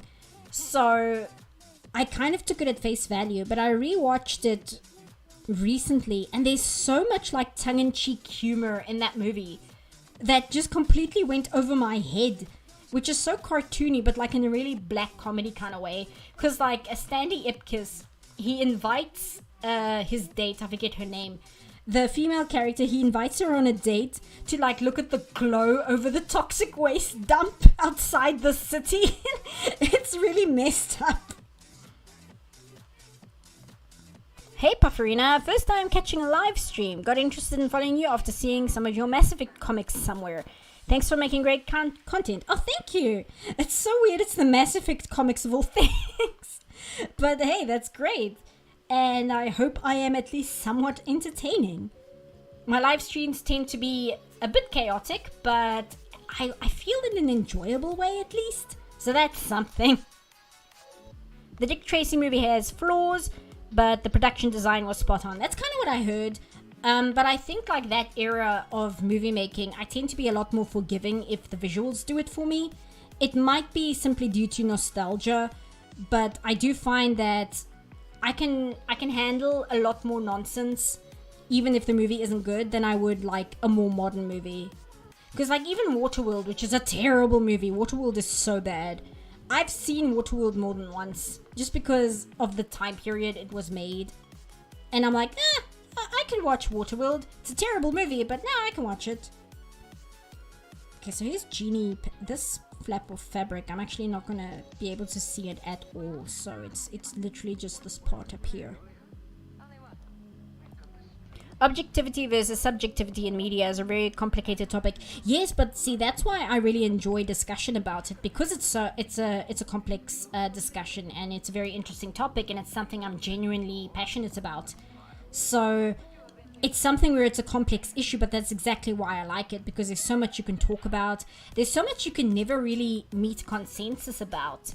There are certain topics where it's like, I don't know what the answer is to this discussion. Not to go too deeply into it because it's an upsetting topic, but for instance, the actor Kinski, I find in like Kinski as an actor is a very interesting discussion, because it's like he was an objectively horrible human being. He was like an absolute monster, but that doesn't change the fact that he was in these movies that were just really incredible films. But he so often in those movies plays a monster, and he can do it so well because he was literally a terrible person in real life. And there's a really interesting discussion you can have there about that. And I don't think you can really come to an answer of how you should think about watching a movie with Kinski in it, because it's such a complex issue, and everybody's going to have their own opinion on that. And I find it interesting and fun to talk about. And it can also be kind of enlightening, because I often find that I will sometimes have double standards about things, where I'm like, well, I don't want to watch this movie because this person who's an objectively terrible person is in it. But then a movie I really like also has an objectively terrible person as the main character. And I'm like, yeah, but I like this one. It's like it's different because I like it. And it's like, okay, well, how can you like justify that? And it's like, I don't know if I can.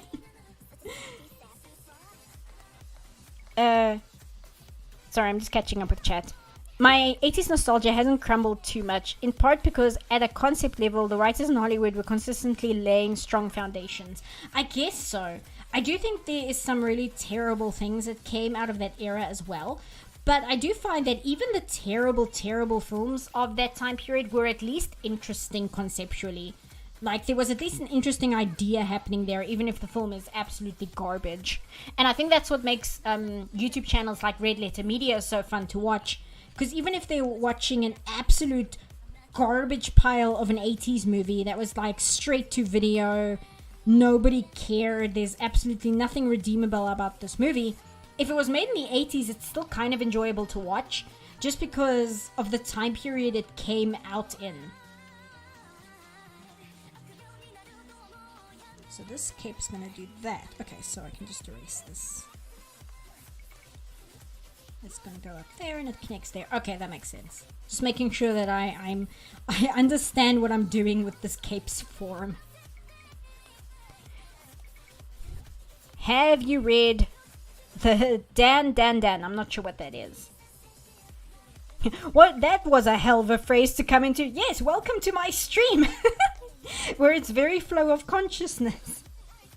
Sometimes I'll like remember what I said in a stream, and because it's off the top of my head and it's not like structured or written out, I'm sometimes like, oh good lord, I don't know whether that's something that's going to be taken out of context, and then like I'm going to get cancelled like 5,000 times over because I wasn't able to express my opinion properly, and it sounds like I'm in support, or I'm like trying to defend something which should not be defended. Like, I worry about that kind of thing quite often, where I'm like, oh lord, I really hope people understand what I'm actually trying to say and don't like think that I'm covertly trying to be like, oh no, it's okay that X, Y, and Z is a thing. I worry about that quite often. But then again, if people take something you say uncharitably, there are certain people where it doesn't matter what you say, they'll find a way to take it the wrong way. Like, it doesn't matter how much you try and clarify yourself or explain yourself, they'll find a way to just see it in the absolute worst possible light. Which sucks, because like my thing is, I don't want to spread, I'm very anxious about spreading misinformation. I don't want to spread misinformation. That's like one of my biggest worries when it comes to video making. And as such, I try and be very clear with what I'm trying to say and what I'm trying to express. So sometimes I'll stress like, I obviously didn't communicate my point clearly enough. And that's when it becomes stressful to me. Whereas I need to remember that some people, they're not interested in actually listening to what you have to say. They just want to find a reason to be outraged. And that's difficult when it's like, my focus is on trying to be as clear as possible and like express my opinion the best way I can. I guess it's one of those circumstances of appreciating what was made, principle, not who was involved. You shut out what was made, no one could potentially see the value of it. You know, yeah, it's a very difficult discussion.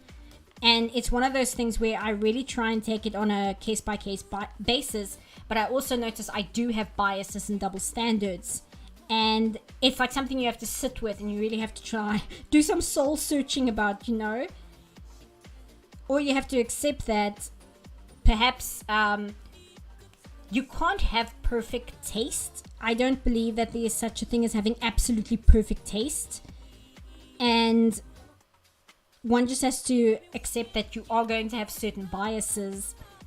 And some things you'll be like, this is something I enjoy and I can't help it. I want to enjoy it, even though I know that I really shouldn't. And there are some other things where you're like, well, I enjoy this, but it's not worth the stigmatism around it. I remember being cancelled back on Tumblr in 2013. Yeah, but everybody was getting cancelled on Tumblr in 2013. That sucks though. I'm really sorry to hear that. It's true that the angriest, most toxic people will ignore the most irrational explanation no matter how hard it stares them in the face.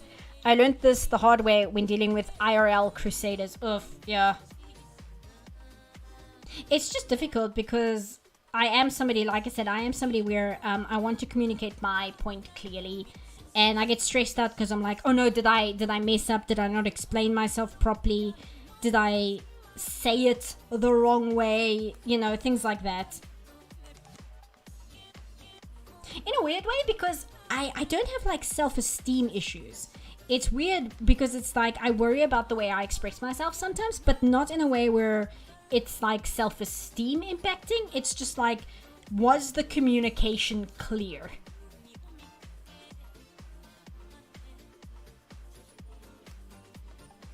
To be fair, you could get out of bed in the morning and someone will be mad at you didn't wait until afternoon. Yeah, that's true.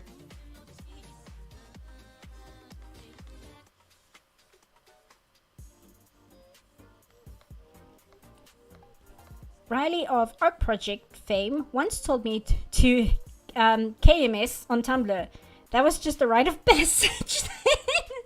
It really is. Like, I'm wondering, I think these days it's possible to be on Tumblr without getting death threats or like anonymous hate. I think.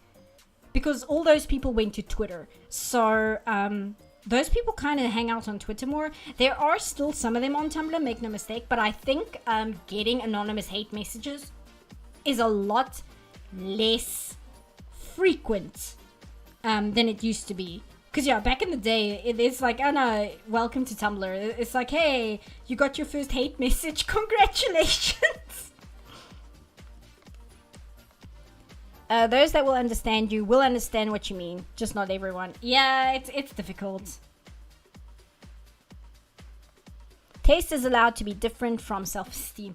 Yeah, like I said, my thing is, I think it's like communication and clarity of communication. And that's not really like a personal thing, because communication can go wrong for so many reasons. I've had people on Tumblr, there was one person, I can't remember who they were, but I'm not going to be too detailed about it because I don't want to like accidentally put them in hot water.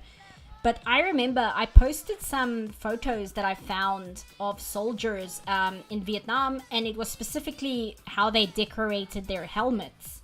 And I said something about this, and somebody on Tumblr took it very, very badly, and they reblogged the post with like a very long, angry essay. But it was somebody where I kind of just read what they had to say, and I was like, this is a person who isn't actually hateful. Something I said kind of caused something that they already feel to get aggravated. Something upset them because of the way I communicated it, right? And then all that really needed to be done was for me to talk to them about it, even though they were very upset, and kind of understand what it was about the post that upset them so much. And once I was able to figure out what it was and where the communication went wrong that made them so emotional, it was very easy to kind of clear up what was causing that reaction and just kind of smoothing out and coming to some kind of understanding. So, because I've had experiences like that, I erroneously think that a lot of people are like that, whereas some people, they just want to be angry so that they can be angry at something, and there's not much you can do about it. I also have the worried about communication thing. It's honestly a real pain. Yeah, it's difficult. Do I like Grease? That's a hard question, because Grease is something I grew up with. And it's one of those movies I had on VHS, which meant that I watched it a lot because it's one of the movies I had. But I don't know if I actually like it. Like, that's a difficult question. Is this movie that you watched a lot as a kid something you actually like? It's like, I don't know. I'm not sure. Because I think if I were to watch Grease for the first time today, I might be into the music a little bit, but I don't know whether I'd actually like it. Especially because I've seen a bunch of musicals that I like more than Grease. Whereas when I watched Grease for the first time, I hadn't seen a lot of musicals. That was like one of the first musicals I saw. So I hadn't been exposed to better musicals yet. I don't know if it's not a musical that I would sit down and watch above other musicals. There are so many other musicals I like a lot more than Grease. The whole mob attack on me, Shadowfront fandom. Sorry, I don't want to read this message out loud in case it's a little personal. Yeah, I can totally understand that. And it's difficult, right? And everybody has their own tolerance level. Someone else who had a VHS player growing up. I'm not sure how to feel about this. I am old. I am quite old. I'm not that old. It's just like one of those things. It seems that because of the things I'm interested in, like anime and cartoons and video games, it's kind of a young man's game, and a lot of people who are into those kind of things tend to skew a little younger than I am. Whereas I'm the same age as Aaron Hansen from Game Grumps. So that's kind of the age bracket I fall into. And I guess that because I'm a girl, it's something I kind of become self-conscious about sometimes, because, if you're a girl and you have interests and you reach a certain age, you're not supposed to have those interests anymore.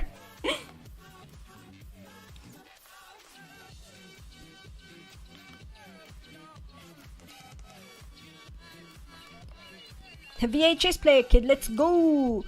Yeah, I was like right in that time period where DVD players were a thing, but not everybody had a DVD player yet. So it was like that transitional period when both of them were all over the place. So that's kind of like the prime era that I grew up in. And I don't know when we got our DVD player. Well, I know when, because I got a PS2 when I was 15. So that would have been our first DVD player, but I don't think we used it as a DVD player much because we didn't really have a lot of DVDs. I do know that the very first DVD I ever bought was the first Sailor Moon movie, because I knew what Sailor Moon was because of the internet, and I saw this DVD for sale at one of our stores, and even though we didn't have a DVD player at the time, I still bought it because I'm like, I'm never going to see this again. And I was right. But that was weird because it was like an American import, so it was like a different region, so it wouldn't play in our DVD player anyway. So I had to watch it like on the computer, and then I region locked our computer to American region 1. So then our computer couldn't play any other DVDs besides the Sailor Moon movie. Have you ever seen Phantom of the Paradise? It is by far my favorite musical. I have not, but I need to. I need to watch it because it seems like exactly my kind of camp, where it's a very bizarre concept, and it kind of has that like... Why is the music not playing? Give me a sec. Oh, you are playing. You're just like in between songs. Okay, never mind. It's like got that weird... Not quite synthwave. It's that weird period of the 70s where it wasn't the 80s just yet, but there was a very strange aesthetic to it, where it was almost the 80s, but it was still kind of stuck in the 70s. I think Xanadu, even though Xanadu is 1980, I think Xanadu is very similar, where it's where the 80s and 70s are meeting. It was a very, very brief time period in film, and from what I can see and what I've seen of Phantom of the Paradise, that's kind of what it looks like to me, where it's kind of halfway between 70s and 80s in terms of aesthetic. I still remember the day IMDb announced the discontinuation of VHS. In March of 06, the home video department of New Line sent out promotions of copies of Cronenberg's History of Violence. I don't remember that, but I wasn't following like that kind of news very closely, so it was one of those things where it was just not around anymore after a while. But the thing is, by 06, I was spending a lot more time on the internet than watching television. I was still watching television, but I was spending a lot more time online. And even though YouTube hadn't launched yet, I was reading webcomics. That was like my number one form of entertainment back in the day, was just reading webcomics. I remember, I don't know if it's any good, like, if I were to read it as an adult, but I read a lot of Drow Tales as a kid. Like, that was the one webcomic where I was, like, really, really into it. And I can't even tell you why, because it's one of those webcomics where the plot didn't really get started, because webcomics take such a long time to do. So it was one of those webcomics where there were a lot of pages, but not a lot happening in them. But it had like all this world building and all these things, and I wasn't very familiar with Dungeons and Dragons yet. So that was my first exposure to Dungeons and Dragons things. So me being a kid and reading Drow Tales, it was this like massive experience getting introduced to like all these fantasy concepts for the first time. So that was one I was really into for quite a while. And then my friend at the time showed me Mystery Science Theater, and like I became like absolutely obsessed with it. So I was far busier watching things like that than I was watching television or paying attention to like VHS and things like that, because I was just like too busy watching Mystery Science Theater in like cut up into like 10 parts, and not even on YouTube, because YouTube didn't exist yet. I think it was like on Google Video or something. Webcomics, IGN before it turned to garbage. Game facts for guides, low resolution DBZ AMVs, good times. Yeah, exactly. That's exactly what I had going as well. Except for me, it was less DBZ AMVs. For me, it was Final Fantasy AMVs. And this was before Final Fantasy X came out. So it was mainly like Final Fantasy 9 and Final Fantasy 8 AMVs. Especially 8, which is funny because these days 8 is not as well remembered. But back in the day, like, so many AMVs were about Final Fantasy VIII. And because YouTube wasn't a thing yet, you would have to like download them either directly and download this like tiny file that was like 100 megabytes and would take you like a week because you were on a dial-up modem, or you had to get them like through Napster. I got a lot of AMVs through Napster for like video games and anime I'd never heard of before in my life, but I'm like, hey, this is an AMV, I guess I'll watch this. Have you seen the RPG Nickelodeon short or read the RPG comics? No, I have not. Cut up into 14 parts. Oh yes, definitely Google video. Yeah.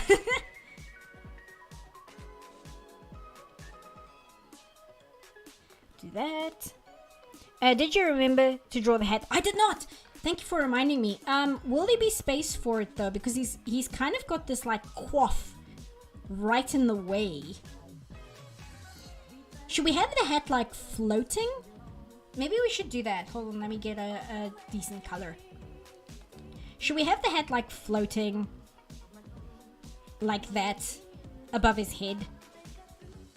Should we do that like it's a halo, or should we like try and position it actually on his head? Have it floating over his head? Yeah, that's what I'm thinking. Like, just have it like floating. We can give it like a glowing effect to make it clear it's magic or whatever, even though he doesn't use magic in this show, but I choose to ignore that part. Comically small hat. Well, that's what he's supposed to have. Like, his original character design, it's supposed to be a really tiny little bowler hat. Floating hat. Tilted forward like he's Milady. Like that. Yeah, we can do that, because then it kind of creates like this flowing line from the hat to the arm to the cape. Yeah, let's do that. That looks cool. I'll be happy either way. I just want the hat. Yeah, mood.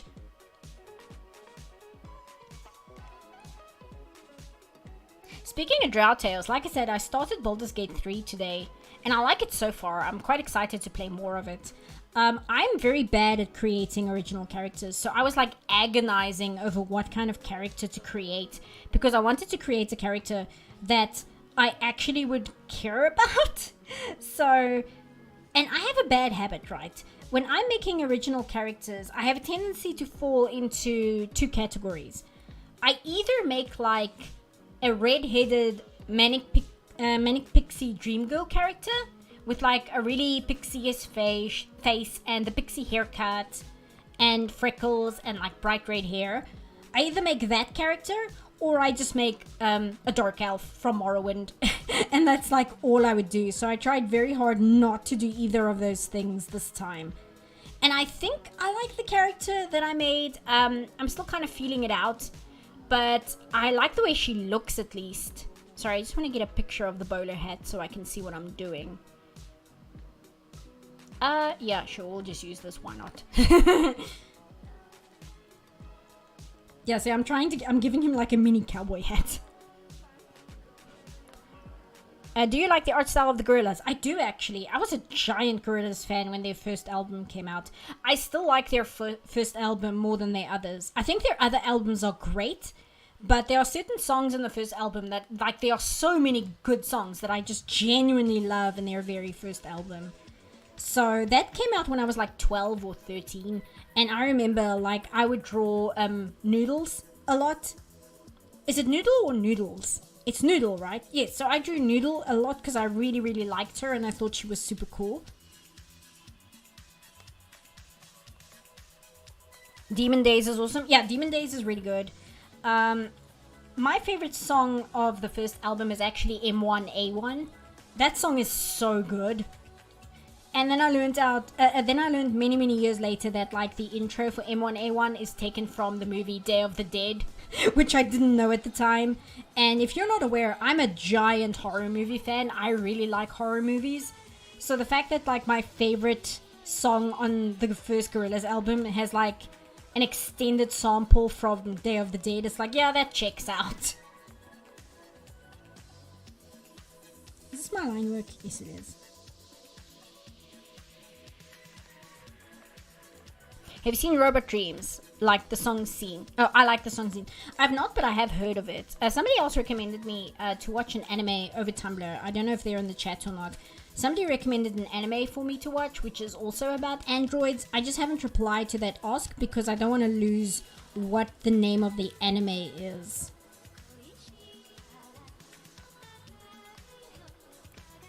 The one time a Funko Pop is helpful. Yeah, and even saying that though, I have the Garrus Funko Pop because of course I do.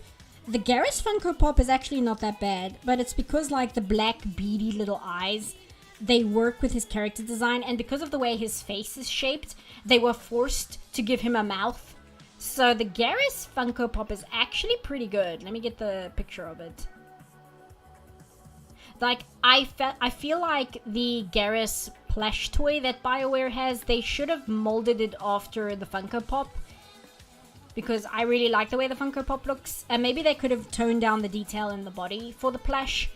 But, like, the way they did the face structure is really cute. I actually really like it. I think it's really cool. But it's the only Funko Pop I've ever come across that I actually like the look of. And I just realized, because I see I'm still on a default name, that I need to save my work. How the hell do you spell Mxyzptlk? M-X-Y, Mxyzptlk. Yes, I think that's correct. Do you have a favorite John Carpenter movie? That's hard. I really like The Thing, which I know that's such a default response, but I mean, The Thing is really good. I think The Thing is the John Carpenter movie I've seen the most. So yeah, I think I'd have to go with The Thing. I know that's such a like stock standard answer, but it's a really good movie. And The Thing is 1982. It's not, isn't it? The Thing is 1982 as far as I remember.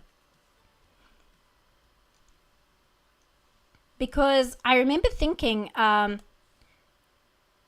that I was quite surprised at how early in the 80s The Thing came out, because it does seem like a movie that would come out in 1984.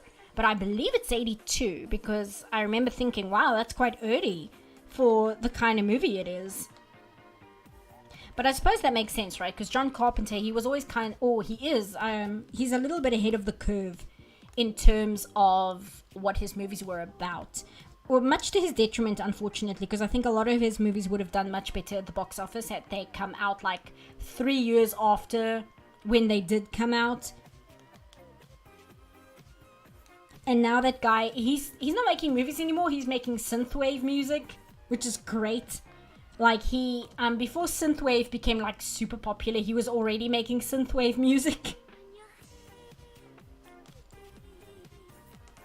Here we go. He has the hat. Prince of Darkness is underrated. I've probably seen it as much as The Thing. I need to watch Prince of Darkness. That's one I haven't seen yet. I've seen almost all of the others, but I have not seen Prince of Darkness. I've really been meaning to, though. They Live is pretty good as well. I just feel like They Live kind of drags its heels a little bit before it gets to the point. And I really like Big Trouble in Little China. That's a really good movie. But in terms of just like personal taste, I think I just like The Thing more. Which is weird because Big Trouble in Little China, that's another movie that was almost like tailor-made for me and the kind of things I'm interested in. And yet I just like The Thing more. It's interesting how that works. Most of the best loved movies weren't his box office hits. Sorry, tongue twister. Like The Thing and Big Trouble in Little China are better loved than Starman. Starman's another one I need to watch. I hear Starman is surprisingly good for like as silly a concept as it may seem on paper. I need to watch Starman. That's another one that sounds like totally up my alley. Actually, I'm gonna lower the opacity on this so I can see what I'm doing a little better.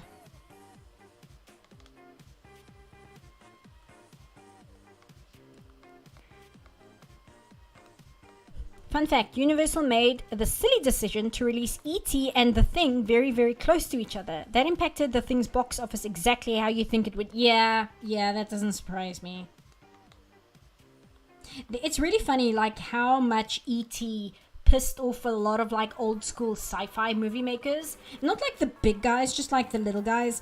Because suddenly it was very difficult to sell the concept of, like, a scary alien movie, because E.T. was the second alien movie ever made where the concept of aliens being friends was the idea. Close Encounters was the first one, and then E.T. was a thing, and Close Encounters made a lot of money, but E.T. like blew movies out of the water. My mom was telling me, like, she knew people who named their children Elliot because of E.T. Like, that was such a popular name that year because of E.T. It was like it was a level of mania similar to Pokemon, I guess. And a lot of guys who were making like horror alien movies, they got really screwed because suddenly that's not what people wanted to see. They wanted more movies like E.T. Whereas I like both. I'm happy with both, but I do understand how that can be a difficult situation to be in at the time. And of course, there's the Siskel and evil the Siskel and Ebert review of The Thing, which is very funny to watch now, because they like, it's just a gross out movie that teenagers dare each other to go see, and that's the only thing it has going for it. And it's like, guys, my thinking is that the gore and violence in The Thing is so hyperbolic that when it came out, people didn't know like what to do with that level of violence, so they got so distracted by it that they didn't realize like the actual interesting things about The Thing, like the paranoia and the absolute mind games going on in that movie, which is what makes it as good as it is. Because the gore effects are fantastic, but that's not why the movie is as good as it is. It's good as it is because it's about human paranoia. Like, that's where the true horror lies. Well, you could make the argument for Day the Earth stood still a few decades earlier. The dissonance between the aliens' gestures of friendship and humanity's response was the whole point. You know what? That's a good point. That is a good point, that The Day the Earth stood still does have that approach as well. I guess, like, in terms of alien movies, what people were thinking of aliens as being at the time, where it was less like the atomic age of like the 1950s aliens, and it was more like the 1970s, 1960s, you know, flying saucer, almost new age approach to aliens that was going on at the time, where aliens weren't just like little green men from Mars. There was like almost like a new age, is the best way I can think to describe it, aspect to the whole thing. I remember Halloween was also planned at the time. Yeah, wasn't the problem, Halloween did quite well, if I remember correctly. But I think, what movie was it that they released it closer to Christmas than to Halloween? And that like really destroyed the movie's chances of making its money back. I think that might have also been a John Carpenter movie. That man could not catch a break when he was making movies. You probably haven't watched it, but how do you feel about the idea that the first season of the Halo TV show was originally a Mass Effect script? I did not know that, but that's not super shocking to me. I haven't watched the Halo TV show because I haven't played Halo, because we didn't have an Xbox. It's frustrating. But from what I hear, the Halo TV show is so terrible that it doesn't matter what it started out as, it would have been a terrible show regardless. From everything I've heard discussed about it and like why it's terrible, I don't think it would have been good as a Mass Effect TV show either. And honestly, I'm glad they're going to make a Mass Effect TV show eventually, just because it's inevitable, I feel. But I really don't want them to. But I mean, I've already seen the Mass Effect anime movie and it's terrible. It's so bad. And I've watched it and it doesn't make me dislike the game. So, you know.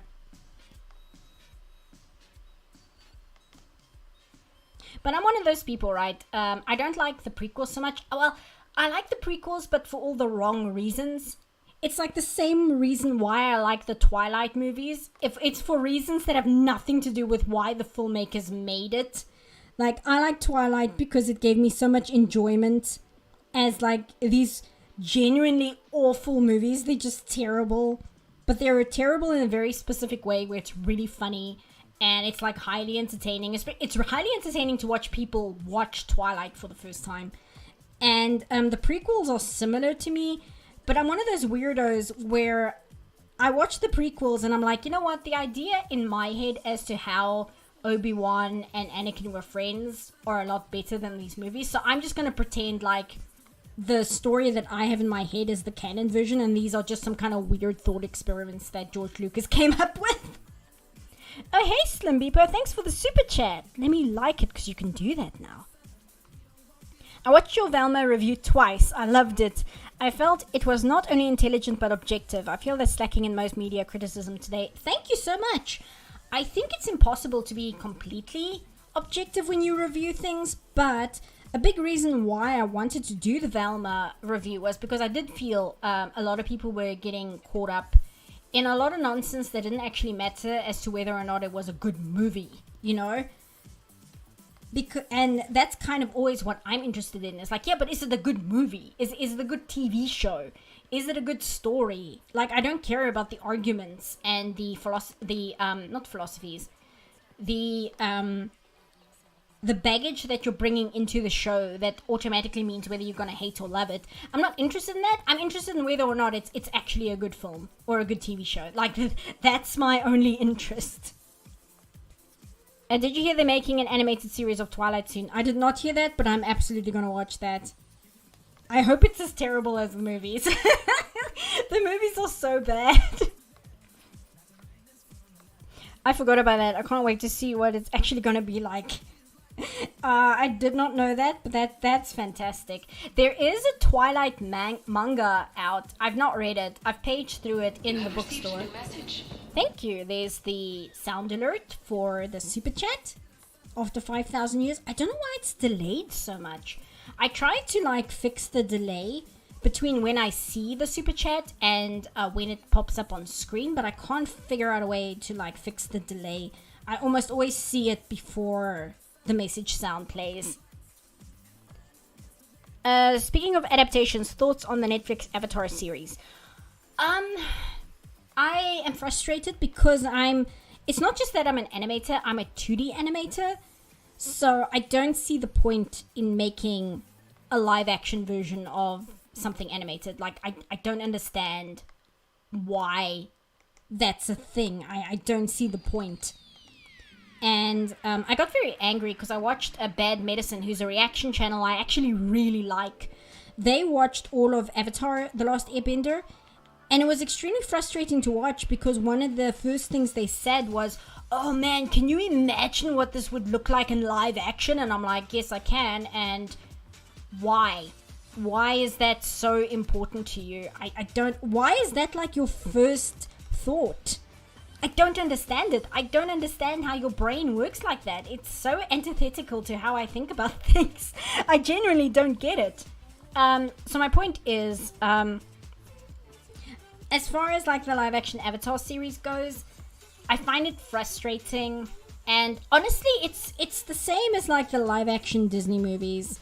It's I didn't watch any of them because why would I?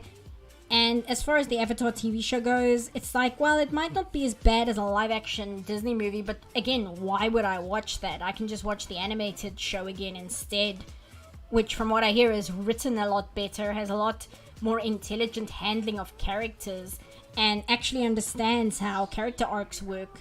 So again, why would I watch a worse version of a story? The point is what Netflix was hoping for, a cash printer, and they got a tax write-off instead. Oh, oof, that sucks. But again, as an animator, it's yep. I'm not going to pretend I'm not smug about that. I love cinema therapy for tearing into Twilight movies for terrible relationships. Oh yeah, no, the relationships are absolutely awful in Twilight movies. That's not the part that I find enjoyable about them though, because like, yeah, their relationship is just awful. A terrible, terrible relationship. But there's so much in those movies that it's just like bafflingly stupid. There's a great conversation in the first Twilight movie where Edward is like trying to convince Bella that he's not a vampire, and he says something and then he's like, it's true, you can Google it. It's so stupid. And like the, hey Arizona, how you liking the rain, girl? It's just a lot of stuff in the Twilight movies that are so dumb. It's so stupid. Also, one question, if you can. I got a Wacom 113.3 for super cheap. What is a good starter software for a casual artist? I'm not sure. Not Photoshop. Stay away from Adobe. Stay away from Photoshop. Despite the fact that Adobe is just terrible in general. Adobe and Photoshop are not beginner friendly. You will get super overwhelmed by everything on the screen and like what all the drawers do and what all the tools do. It's just going to be upsetting and confusing trying to get into it, so avoid them because it's a terrible company and also it's not beginner friendly. I would guess Paint Tool Sci might be the best beginner program because Clip Studio Paint is great. I'm using version 1. I have no interest in upgrading to 2 and 3. It's a great piece of software, but I think it might also be a little bit confusing because it's got a lot of tools, it's got a lot of drawers, it's got so much here. But I think Paint Tool Sci has similar tools and things, but it's easier to get started because it's a lot more clear what everything is, where it is, and it's just easier to navigate. Because I think that's the big bar to entry is just navigating the menus and the tools and the sub-tools and what everything does and things like that. I've dabbled with Krita. Don't know how good it is fully. I've not used Krita. I have a friend who also works in animation and he uses Krita. I believe he quite likes it, but I don't know how beginner-friendly Krita is because I haven't used it myself. GIMP. I've not used GIMP, but because it's free, that might also be an option. Because GIMP, because it's free, is a lot more stripped down, but as a result it means it's an easier introduction to digital art because you're not so overwhelmed by like 1,000 tools and 1,001 things and you don't know what everything does and you don't know what you're changing and things like that. I mostly enjoy GIMP, mostly because it's free. I like GIMP. I guess that wouldn't be a bad place to start. Yeah, like, again, because GIMP is free, it's good because you don't pay anything, but also because it's free, it's a lot more stripped down. And I just think that makes it less confusing to get into. Because there's less there to distract you or make you confused as to what everything does. I just realized I've been on Top Chat this entire time. Where is... How do I change it to live chat? Give me a sec. Live chat, top messages, community moderation. I can't remember how to get to live chat. Oh well. Sorry if I don't see your message. I apologize. I need to remember. I'll check after the stream is over how to switch it from top chat to live chat. And then I'll be sure to do that next time. But I don't think it's filtering too many messages because I don't think there's an insane amount of people in chat. And I don't think, unless you're like spamming emojis, I don't think it'll filter your message. There is one animated movie I want to see in live action, and that's Disney's Atlantis. That movie is one of my favorites, but it needed another half hour for character. That's a difficult one. I was just talking about the Atlantis movie with my friend last night, actually, because she really wants me to watch Stargate. Because it's interesting. For some reason, she's like the third person who mentioned Star Trek The Next Generation. This week, I had like 3 people talk about it out of the blue. And I was like, man, I need to get back to TNG and actually keep watching it. And then my friend started talking about Stargate, and she's like, you really need to watch Stargate, it's very good. And I mentioned that, as far as I can tell, Stargate was a big inspiration for Atlantis, the Disney's Atlantis movie. So when you say you want like a live action version of the Atlantis movie, part of me wonders whether this Stargate TV show, especially Stargate Atlantis, couldn't fill that function. Because the Atlantis movie, Disney's Atlantis movie, that's a difficult movie, because I agree with you, it's got great characters, but it doesn't have enough time to fully utilize them properly. And yet, as a piece of animation, because it's highly inspired by Mike Mignola's art, it's like, do you want to lose the Mike Mignola influence when you switch to live action? But then you have the question, yes, but can't you adapt Mike Mignola's art style to a live action movie? Because they did that when they made the first two Hellboy movies. And they did that very well. I think that the first two live action Hellboy movies are very, very good representations of Mike Mignola's art style. So that's a difficult one. And I think part what makes it difficult is because it has this very unique art style to it. Because I'm trying to think, the other one is Treasure Planet, right? Like, would one want to see a live-action Treasure Planet? That's a difficult question as well. I always kind of lump those two movies together in my head, just because both of them came out very quickly after each other, and both of them lost so much money at the box office. And I'm not sure if I would want a live-action Treasure Planet. But there, on the other... Well, let me put it this way. A live-action Treasure Planet in my head might be cool, but the way that Disney is making live action movies these days would mean it's a train smash. Like, I do not trust how Disney makes its movies at the moment to make a good version of a live action Treasure Planet. And I think it's the same for Atlantis. I think the concept of a live action Atlantis might be a good idea if Stargate Atlantis doesn't fill that niche already. But I don't know whether I would trust Disney as it exists in the modern day to make that movie.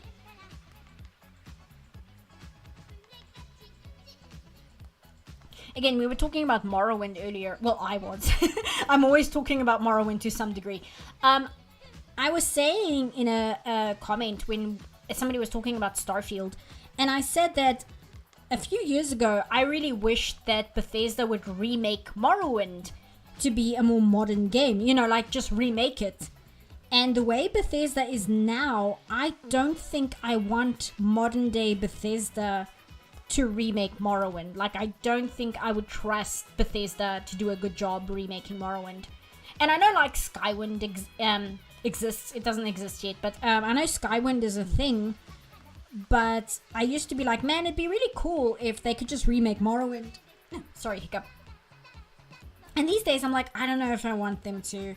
And I guess it's the same with, like, a live-action Atlantis movie. It's like, maybe it could be a cool idea, but I don't know whether I actually want modern-day Disney to try, just because they're so bad at it.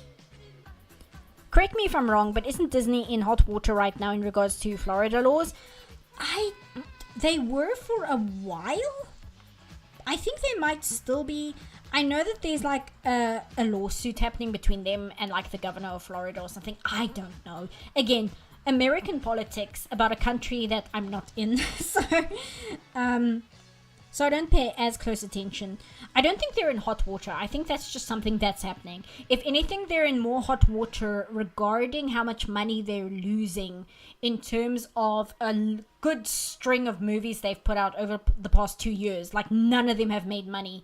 And a little bird told me that Disney Plus is not making the money that Disney was hoping to see.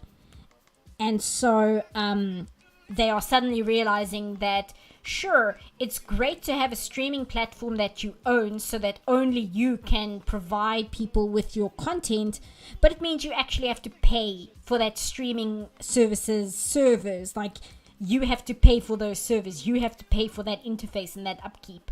And Disney kind of underestimated how much money that would cost. So a little bird told me that that's kind of a problem for them at the moment. The integration of deep canvas software with 2D, starting with Tarzan, is where the evolution of animation could have gone to incredible places. Atlantis and Treasure Planet are the most cinematic. Agreed. The thing is, though, I think they didn't like using deep canvas just because it cost them so much money to run that software because it was so intensive. And again, like most things with Disney, I believe that it's all tied up in unions. That's a big reason why they switched from 2D animation to 3D animation, apart from Shrek coming in and kind of rocking the boat. It's because 2D animators have a union and 3D animators up until recently did not. And that kind of also ties into Deep Canvas, where I believe there was something to do with the unionization and just how expensive the software was to actually run. If I remember correctly, I remember something like that. I have to double check my facts. I'm just talking from memory here, so don't quote me.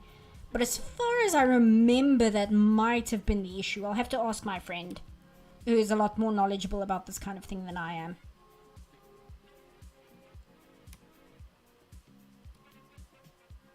Do that. There we go. I still can't fathom how low the Warner Brothers brand has gone down. It's insane. Yeah, no, that is that is ridiculous. But Warner Brothers, I don't know. Oops, I used this tool wrong. They're just bizarre how they're handling their business. And I suppose that's why I will never be in charge of a studio, because there are decisions where I'm like, but why would you do it that way? It's just stupid. And Disney forgot that in order for a streaming service to be profitable, they need to make shows and movies and movies people want to watch. Yeah, that's like an entire discussion. Again, this is why I enjoy a podcast like EFAP, because they had a fascinating episode where they went like really in depth discussing the future of cinema in like not a doomer kind of way. It was actually a really interesting conversation where they were talking about Disney's problems at the moment and how their problems with making these massive expensive TV shows and movies and how it's no longer viable kind of might open up avenues for other filmmakers to get a leg in again, because everything wouldn't be eaten up by Disney in terms of resources and money and such. It's a very good episode. I highly recommend it. Let me just see which one it is.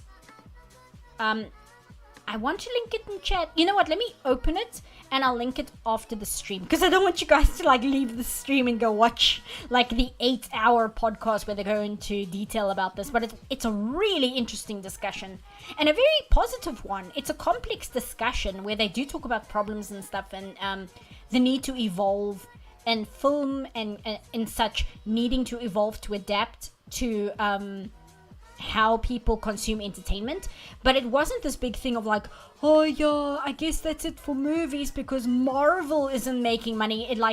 It's none of that nonsense. Just check which episode it is. Hang on, let me leave the stream to consume an EFAP standard 20-hour podcast. Yeah, exactly. I love the EFAP episodes as well, is because I like having background noise while I'm working. So EFAP is great because I don't need to go looking for something new to listen to every hour or so, because their podcast episodes are so long. I can just put it on and it'll just keep running forever. That's how I also watch that entire 8-hour breakdown of Starfield, is because I would just have it going in the background while I was animating, and it was really good. Oh, thank you for the super chat. Oh, that one played on time. Thank you, Necromancer. I'm curious about your thoughts on live action One Piece, if you've seen / heard of it, and what you think makes a good adaptation from one medium to another. Similar problem as I have with Avatar, where I'm frustrated with taking an animated property and making it live action. However, I do feel One Piece has one valid reason for existing, which the Avatar TV series does not. And that is that the One Piece anime has over 1,000 episodes, and it's not that it has filler episodes, it's that the episodes individually are so stretched beyond belief, where the previously on sequence is like 3 minutes long. Then you have a 1.5-minute intro. Then you have the show, which very often will just kind of reiterate what happened in the previous episode. And then a few things will happen that are new.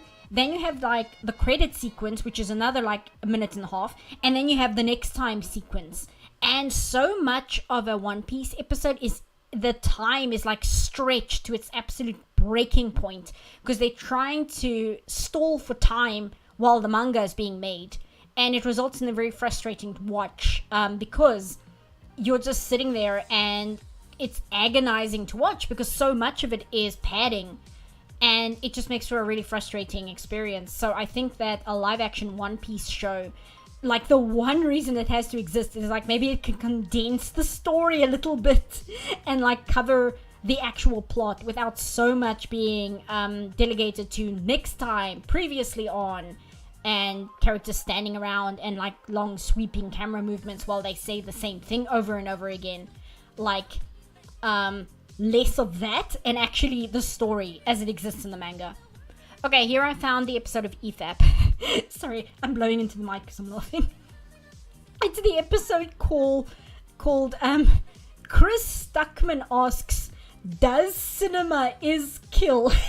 Like, that's the episode name. I'll link it in chat after the stream. That's very funny. I forgot that it was called that.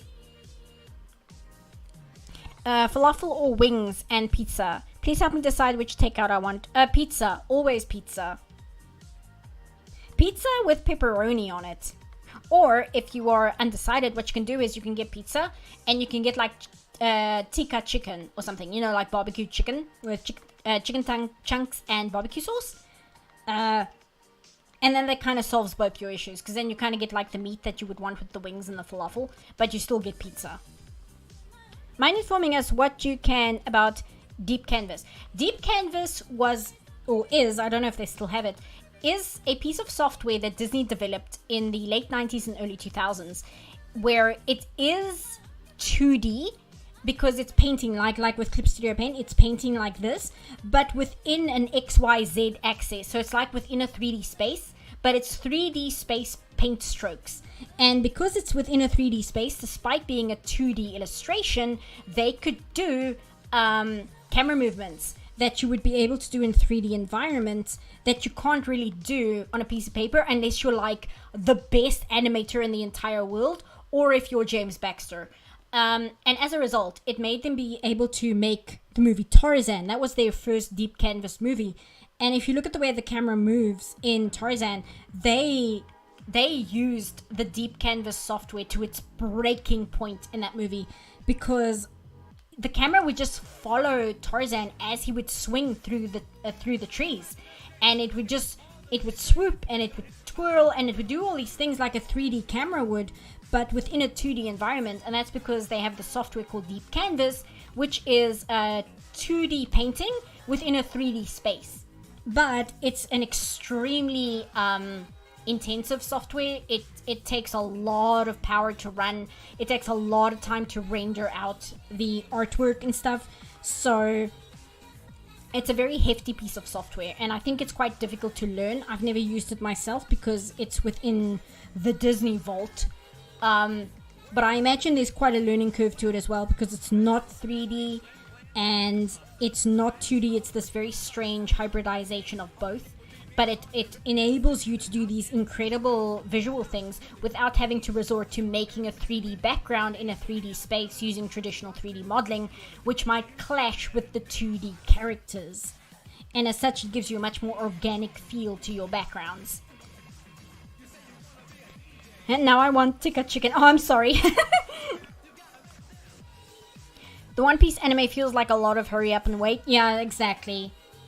And again, that's because they're stalling for time, because they need to wait for manga chapters to be published. So they need to stall for time so that poor, what's his name? Keiichi Oda, right? So that Keiichi Oda can actually make more art. And I mean, Keiichi Oda is already working himself to death because he's a manga artist. And it's because One Piece in Japan has a weekly schedule, which is insane. And a lot of anime have that problem, the weekly anime.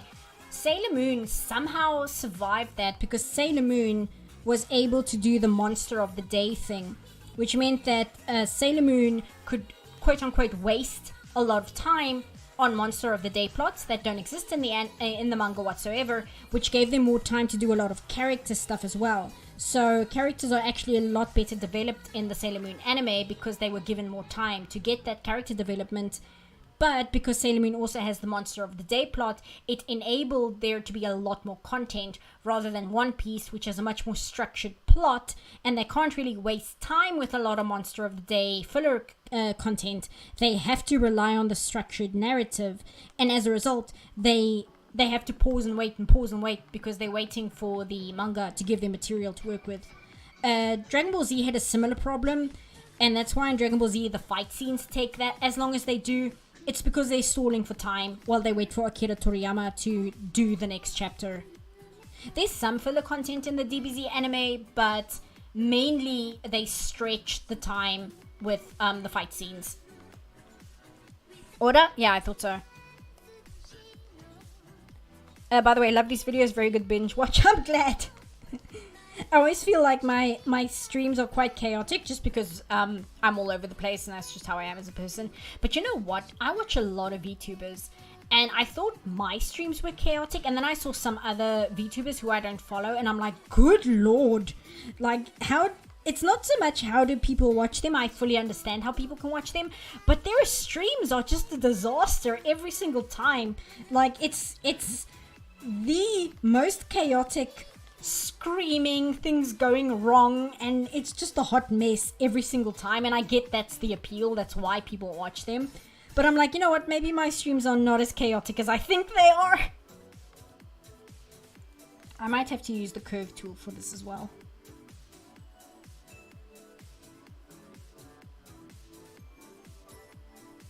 Here we go. It's better. What did you think of the live action? That's what we were talking about. That's why we were talking about One Piece. As I said, I'm frustrated that they would make a live action version of an anime. However, One Piece just has so many episodes, and so much of their episodes are filler. Not filler episodes, but filler content, because it's a lot of previously on, next time, and characters standing around and kind of repeating what they said last episode, that at least the live action version of One Piece can have better pacing to it. I would prefer it if it was just like another animated version, but it's cheaper and easier to make things in live action, so I kind of also understand like that approach, even though I do feel it's basically the same thing as like the live action Lion King in a way. How do they multitask like that? They don't. That's the big secret. That's why it's an absolute disaster every time. Do you like Ochamocha Doremi? I've not watched it, but I really like the art for it. And I haven't watched all of it, but I've been watching Heartcatch Precure, which is by the same character designer. And I really like how he uses his character designs because they're very unique. But unlike a lot of other anime, they lend themselves very well for animation, which means that his characters can move a lot more. They're a lot bouncier than you usually see in anime. So, as far as visuals go, I'm quite a fan of how Ojamoja uses character design to aid the animation itself. I think that's really cool, because I've seen like the transformation sequences and stuff, and they're really fun. They're really cool, they're well animated, they're really bouncy, and there's a lot of movement there that you don't often see in anime. A little bit of structure is good. I'm slowly getting put off more and more by a streamer I follow because of the constant manic chaos that forms. Yeah, I can understand that as well, because it's fun now and then, but you do kind of want some structure. There's a streamer I watch which has nothing to do with art. I'm not even going to mention who they are because it's like stupid YouTube drama that I'll also sometimes put on when I just want to listen to something brain dead while I'm doing something else. They drive me crazy because they will often not finish their thought because they'll get distracted by something and they'll go off on a tangent, and I'm like, please, you were busy talking about something and then you got distracted by something, whether it's your cat or your girlfriend or something you saw on your phone, and you'll talk about that for like a solid 10 minutes. Please get back to the topic at hand. Like the reason I'm here, please get back to that. And it drives me so crazy that I've stopped watching them because it aggravates me so much. At least when I'm doing an art stream, we don't have like topics of discussion that you guys know I'm going to cover. At least like I only have to focus on actually drawing, and I only stop drawing when I'm like really trying to figure out what I'm trying to say. But I feel like the drawing at least happens. Whereas it drives me crazy when there's like a topic of discussion that you come to a podcast or a video for, and then the person doing it just faffs around for like a solid 15 minutes on unimportant nonsense that you actually don't care about. That drives me crazy. Why did you have to make me remember the live-action Dragon Ball movie? I saw that in theaters. Oh no! Man, it's one thing to see the live-action Dragon Ball movie. It's another thing to see it in theaters. I'm so sorry. That's awful. That's so bad. Like I said earlier, in case you guys missed it, I read the Dragon Ball Z manga for the first time this month, in between the last live stream and this one. I grew up with the anime, but I never got so far as the Cell Saga, and I was a big fan of Dragon Ball Abridged, but I also never got so far as the Cell Saga. And after Akira Toriyama passed away, I sat down and I read the whole thing back to back. It's really good. I really like it. I think it is really fantastic. It's really excellent. But it kind of means I can't watch the live-action Dragon Ball movie anymore, because that's another thing. I could watch it the same way I watched Twilight, where it's so awful, it's hilarious. But like, I've read the manga now, and I actually really care about these characters, and it's like, oh, I can't enjoy the Dragon Ball movie anymore because now it's just gonna make me angry. Which, you know, that's not a terrible thing, I suppose, because it meant that I read the Dragon Ball Z manga, but still.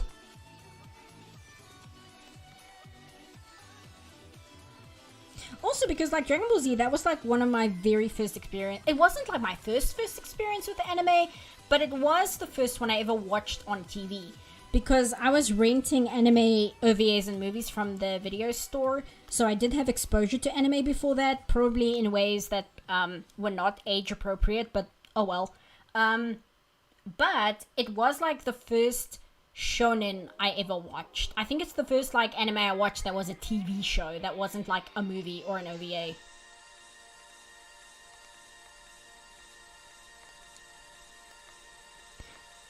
My condolences. Yeah, no, I'm so sorry, guys. That really sucks. I'm trying to think what is the worst movie I've ever seen in theaters, not counting The Force Awakens, because even though I didn't have a good time, I don't think that's a movie where you're like, ugh, I can't believe I had the horrible experience of having to watch that in theaters. It's like, nah, it's not that bad. I think the worst movie I ever saw in theaters was Prometheus, but I think that one also doesn't count because that movie was so terrible I actually had a good time. It was like one of the few times I watched a movie in a theater where it was so awful. I genuinely was laughing so hard because it was so bad. And if nothing else, Prometheus looks good. It's a good looking movie. But that's probably the worst thing that I've ever seen in theaters. The worst movie I ever watched in theaters was E-Ragon. Yeah, I watched E-Ragon, Eragon. I watched E-Ragon in theaters as well, come to think of it. But I have their riff tracks for Eragon, and they're so funny. Again, sorry, I'm blowing on the mic. The riff tracks for Eragon is so funny. I highly recommend it. You guys watch the riff tracks, because it like, the reason I keep calling it E-Ragon is because that was one of the jokes, and it's like, E-Ragon for all your online ragon needs. It's one of those riff tracks where like so many of the jokes are just embedded in my brain where I can't be normal about that movie because I just start quoting riff tracks. Not Prometheus! Do you ever watch the Mario anime movie from the 80s? It's such a trip, especially all the ways it influenced the game series, and most people wouldn't notice. You know what? I watched it recently because Vinny watched it, Vine Source.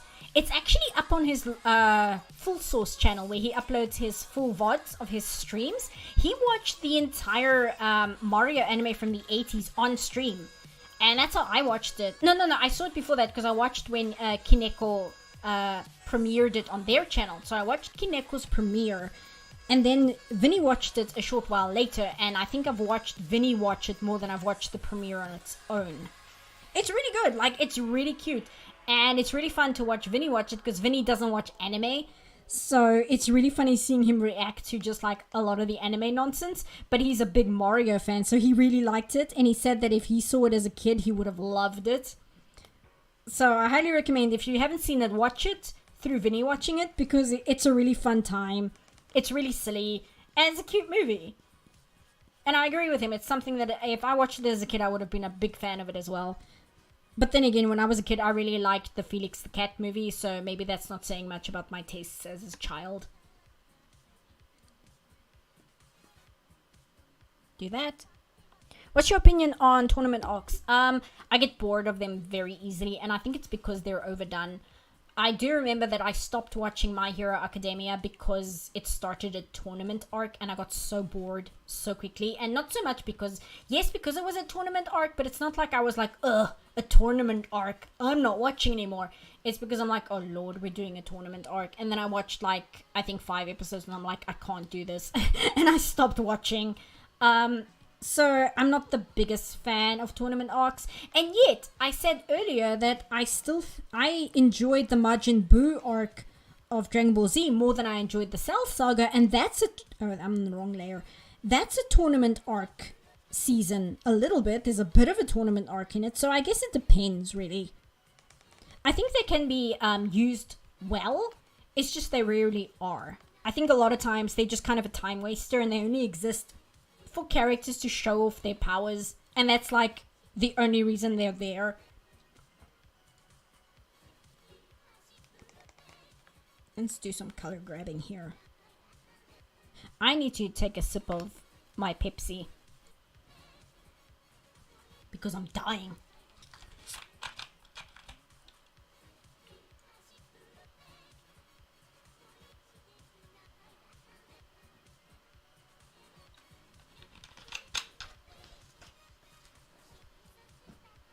Okay, that's better. So yeah, it depends on the tournament arc. I think it's the way it's used, because I think that if it's just there for characters to show off how strong they are and to kind of show off their powers, I get very bored very quickly. But again, I enjoyed it in the Majin Buu saga because it was really funny and it was really silly, and I think part of it was because it was just kind of, we know how strong these characters are, so it was really funny to see like all these martial arts and such. Oh, I haven't set the tool. It was really funny seeing all these like serious martial artists, and then you just know they're gonna get flattened by the characters, so that was really funny.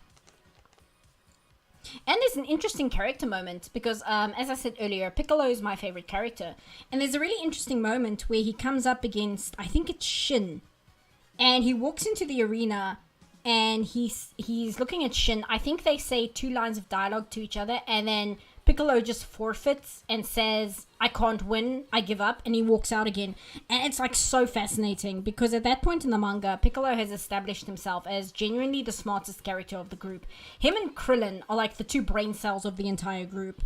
So I just thought that was a very interesting use of the tournament arc to kind of establish the threat level by not even having the character fight. Like, that alone says a lot about this character that's just been introduced threat level, that one of the strongest characters and one of the smartest characters is just like, nope, not even trying. Oh, come on, don't fool the whole canvas. Okay. Oh, it's doing it again. I love the Hunter exam and Hunter x Hunter. It is so much establishing that came next.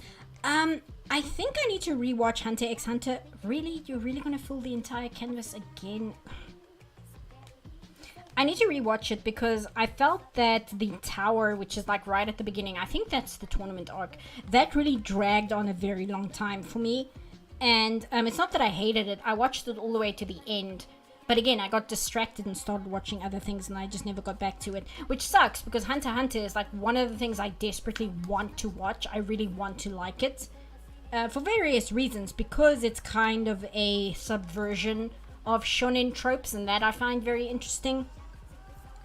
And the fact that the author of the manga is married to Naoko Takeuchi, who is the author of Sailor Moon. That shouldn't affect anything, but I just find that interesting as like a detail. It's like, I should check out his stuff. The software is going to drive me to drink. It's only frustrating when it doesn't do what I tell it to, that's all.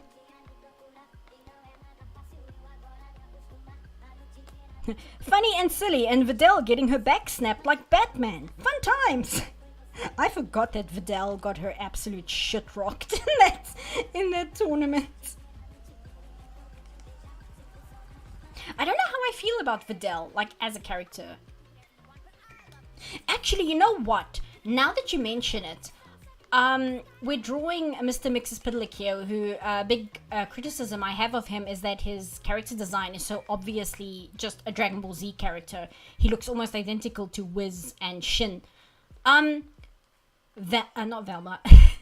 Lois, in My Adventures with Superman, she is basically Vidal. Like, she's literally Vidal if I think about it. Like, the way she's written, and the way she behaves, and like the way she figures out that Clark is Superman. Like, it's literally the way Vidal was written. Is that anything? Is that anything? Am I crazy? Or is that like, is that something? Again, maybe it's just because the show has so many anime references in it that, you know, it starts becoming like a magic eye picture. Not a magic eye picture, like one of those games where you have to find specific objects in a really busy image. You can buy them on Steam, like those kinds of games. Like My Adventures with Superman becomes that with anime references, because there are so many all over the place that it starts becoming this game of like, how many can you spot? How many things in the show are just taken from an anime? So now I can't tell whether Lois basically being the exact same character as Vidal, like, was that intentional or not? Because they have a lot of other Dragon Ball references in the show. That's frustrating. I Spy, thank you. I hate how close that is to the truth. So it's not just me, right? However, they couldn't capture Vidal being a decent person after the truth came out. Lois, on the other hand, yeah.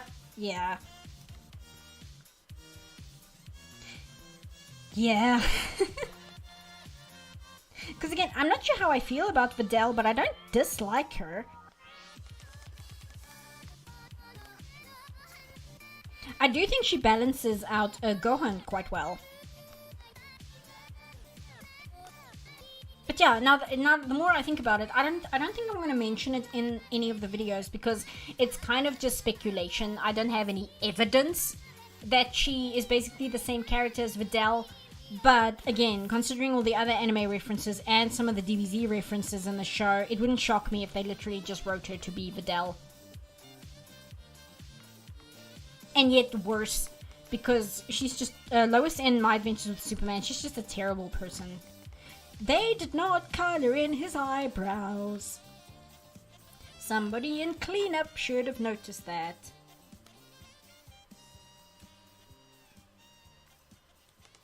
That's the kind of thing that I get, what do you call them? My brain is fried by this point. Oh, he's got a little bindi, I must draw that. This is what I would get corrections on. If, like, I send this scene off to the director and I say, I'm done, I've colored it, I've shaded it, I've done everything. Not coloring in the eyebrows, like, that would get the scene sent back to me and say, hey, eyebrows colored in with the wrong color, please fix. You can't catch everything though, but it is funny when, like, that's my job and then I see these kind of things, and I hate getting rejections. I hate it when I get, not rejections, corrections. I hate getting corrections because they're a waste of time. So it's really funny when I see it in, like, other people's work. I'm like, aha, that would have gotten you a correction.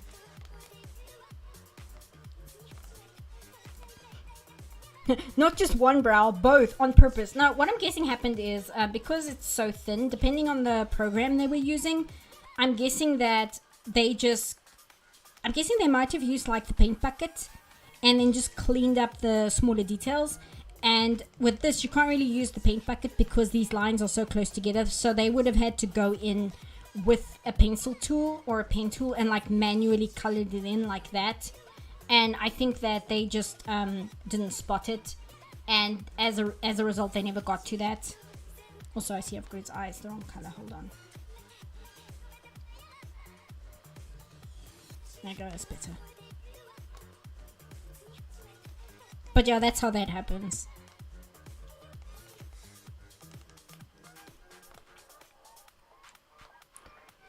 Did you ever see the Star Trek animated series from the 70s? It's infinitely... Sorry, there's a thing in the way.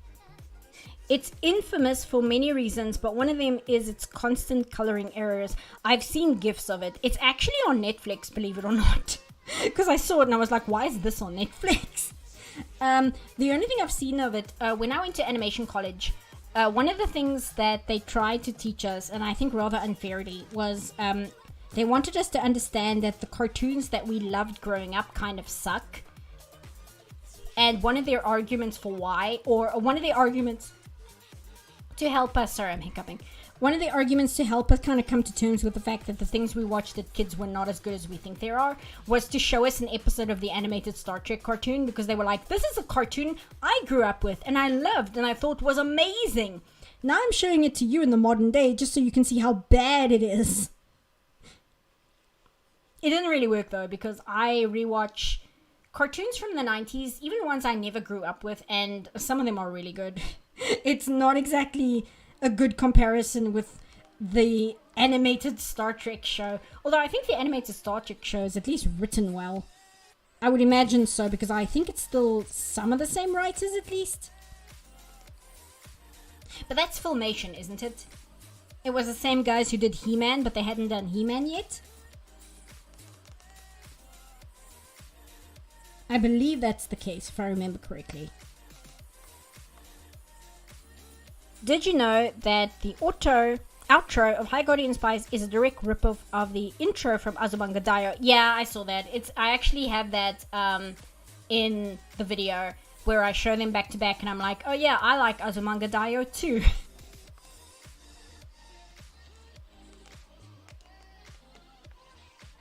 There's a graphic I found. Let me...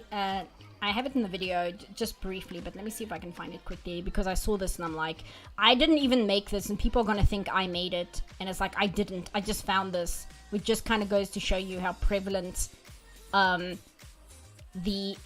not even fair calling it referencing at some point. Just the absolute heavy lifting that anime references, for lack of a better term, does in a lot of modern Western cartoons. And that's not to say all Western cartoons at the moment are bad, because that's not true. There are really good shows out at the moment. But it just goes to show you, like, when people have no restraint with how much referencing they do, that it becomes noticeable by not just like me, but by like other people. So I saw this and I was like, I might as well have made this myself. Because this is like, yeah, no, accurate. The only thing it's missing is Utena. It's like the only thing that's not on this graphic.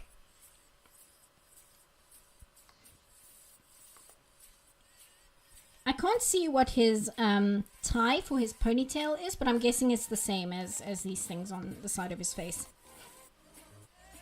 I can close this so don't get confused.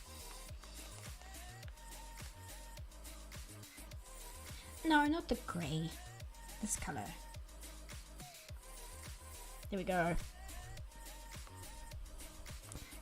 The moment when Chiyo-chan begs Sasaki to give her height back.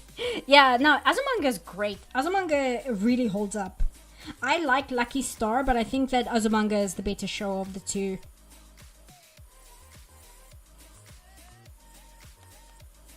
I'm gonna have to do that by hand, okay.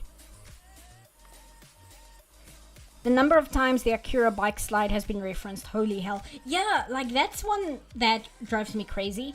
And the reason why, I think I'm going to talk about this when I do the next video, when I do the wrap up for my adventures with Superman.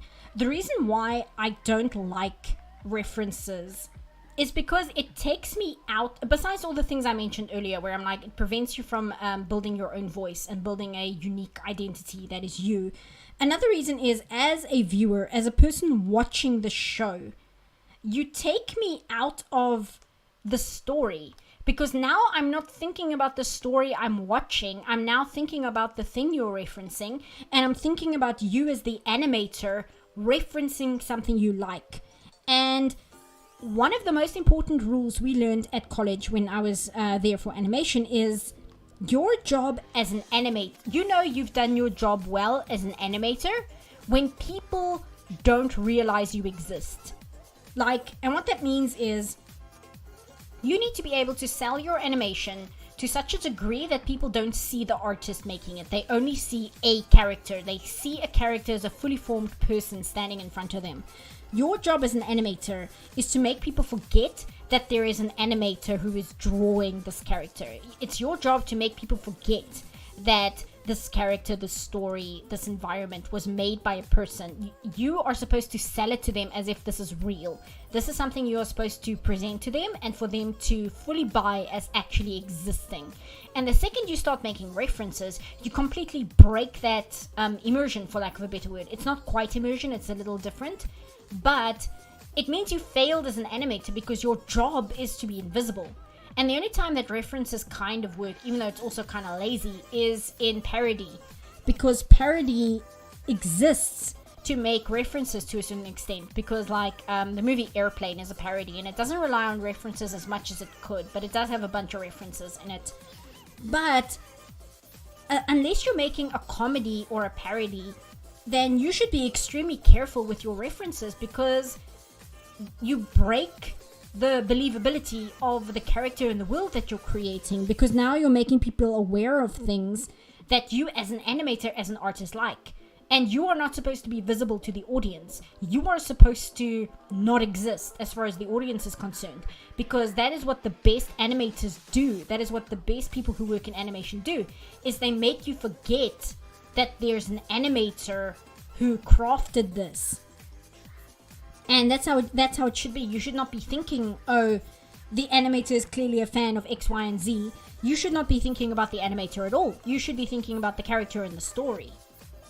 And constantly putting in references that have nothing to do with the story just because you as the animator likes them, that is a betrayal of what an animator's job is supposed to be. And that's another reason why it bothers me so much. Because that's not your job. It's not quite arrogance, I think. It's indulgence is the best way I can put it. It's a kind of indulgence that harms what you are trying to achieve. It's because you lack restraint, right? You are self-indulging to a degree where you are harming the product, and for no other reason other than to be indulgent. And you are betraying your job, your career, just because you want to reference things you like. And my only reasons for why you would want to do that are extremely uncharitable. And I don't know whether it's fair to voice things like, oh, it's because you lack creativity yourself. You are trying to ride coattails. You are unable to achieve that what you want to, so you copy it hoping that it'll have the same effect. Or you hope that by copying the thing, you make people remember the thing, and then they're just going to think you're good by association. These are all extremely uncharitable opinions to have as to why you would make these decisions, and I don't like having these opinions because they make me sound like a complete arsehole, because it makes me have this very poor perception of you as an artist. But when you do things like that, I don't know how else I'm supposed to interpret why you've made these decisions. Because they're so antithetical to what you're supposed to be doing. And that's why it bothers me so much. It's not just, I hate references, and because I don't like references, nobody should use references. It's not that. Like, it's just, it's a very bizarre, backwards way of doing animation, and it comes across as all these negative reasons as to what, like, all the reasons I would think why you would do this are negative. And I hate having that opinion about people, because I just feel like I don't know them as a person. I don't know what their reasons might actually be, but all I can do is speculate based on the evidence you've put in front of me. And unfortunately, that doesn't paint a very good picture of you as an artist and a professional. And I hate feeling like an arsehole because of it. The ponytail tie seems to have the same color as the cape from what I can find out. Ah, okay. I don't have the colored character sheet, so... I mean, I can probably check on one of my screenshots. Let me have a look. Hum-da-dum. Do I have one where he's like kind of from behind or something?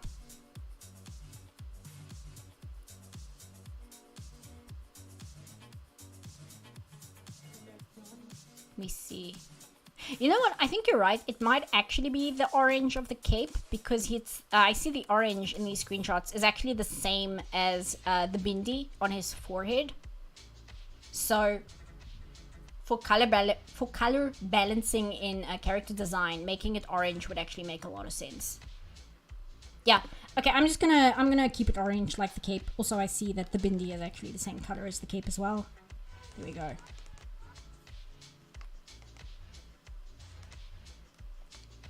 It really does feel like a bunch of fan circle people writing a show. Yeah, it does. But it doesn't either because, like, I operate in fan circles, right? And I read certain fan fictions, not as much as I'd like to. For some reason in 2020, I really fell off the bandwagon when reading fan fiction. I don't know why. I don't know why that happened. But it's something I really want to try and get back to read more fan fiction. But I've read fan fiction which don't feel as self-indulgent and seem to take itself a lot more seriously than these shows do. Like, sometimes it feels like a fanfic writer is taking their craft of writing fanfiction for free more seriously than the people writing an actual show. That's shocking to me, and it happens quite often.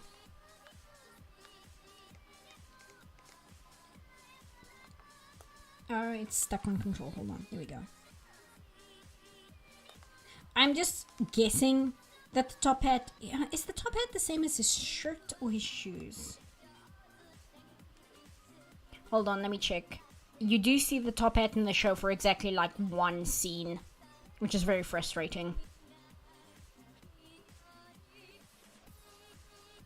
Let's see. Here it is. This it? Here it is. Okay, yeah, it is kind of the same as the shoes, I think. Close enough. And I've accidentally clicked the full layer again. Oh, no, I didn't. Okay. Here we go. It took away the moment just so that the creator could giggle and celebrate that she's a weeb, basically. And it makes me think, like I said, it makes me think very uncharitable things about the creator. Like, one thing I wonder is, they reference all these things that they like, but they only reference, like, the superficial things.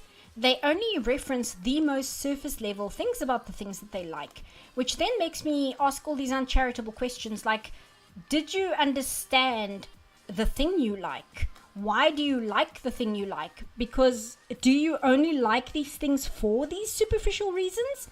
Or do you like them for the deeper, more complex writing reasons? And if you like them for the more complex writing reasons, then why aren't you referencing or adapting the writing in a way you like? Why are you only copying surface level things?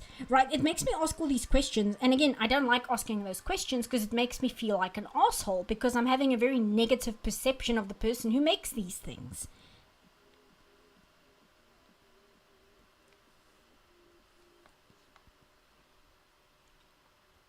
I don't mind criticizing the product so much because the product is the product. But I dislike when I start having negative assumptions about the creator based on their work. You know, when I didn't mind with Mindy Kaling because she said some awful things in interviews. Like, I'm still livid about that interview she did where she joked about, like, sexually harassing a coworker. Like, that to me was literally one of the most shocking things I'd ever heard. So I was like, you know what, screw this woman. I don't care about dragging her or her work whatsoever. But a lot of other things, like, even though I had a lot of negative things to say about it, I tried very hard not to criticize Ray himself when I was reviewing High Guardian Spice, because I felt like I didn't want to bring him down as a person, even though I felt that his problems came from inexperience. And I feel that inexperience is a lot more forgivable than incompetence, if that makes sense. Like, not being sure how to do something yet is a lot more forgivable than just being completely incompetent at your job. He's got his bad attitude days, but he has calmed down quite a bit. Is this Ray or is this somebody else? I don't like this like muddy brown color. I'm actually going to make it a bit more red. Yeah, that's better. I don't like that gross like baby poo yellow.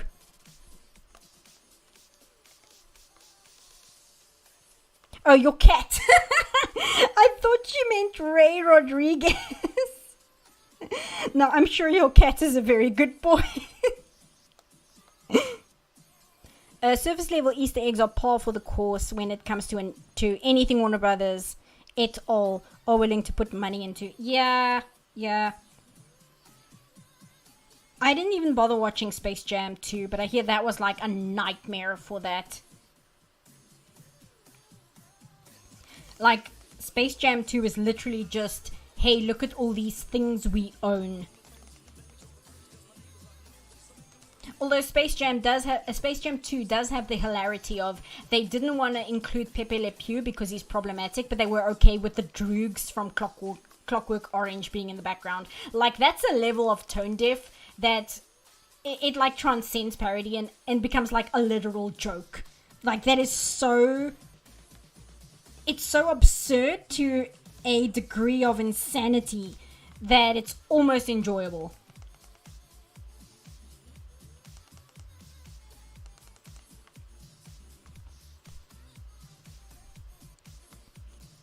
Yeah, too much, just too much. Almost like Ready Player One. Yeah, Ready Player One is an entire different kettle of fish. Speaking of which, Mike Nelson, who was one of the hosts on Mystery Science Theater, has a podcast called 372 Pages We'll Never Get Back, which is a bit of a mouthful. It's a terrible name for a podcast, but that's what it's called. And they started by reviewing Ready Player One. And one really funny thing is Mike Nelson, because he was he was part of Mystery Science Theater 3000, he said he read Ready Player One with the biggest feeling of dread and fear because he was so worried that the author was going to reference Mystery Science Theater. And he was like, oh no, are they going to put me in this book somehow? He was like scared for the entire duration of reading it that it was going to mention him or the show or something, but luckily it never did. But Mike Nelson had a great observation of Ready Player One because Connor, I believe, is his co-host. Connor was saying, oh, well, Mike, you know, it's a book and it references a lot of 80s movies. And then Mike, fully knowing this isn't true, but he's like, oh, 80s movies, huh? You mean like The Last Emperor or Empire of the Sun or Tora, Tora, Tora? And then Connor is like, no, like Back to the Future. And it's so funny.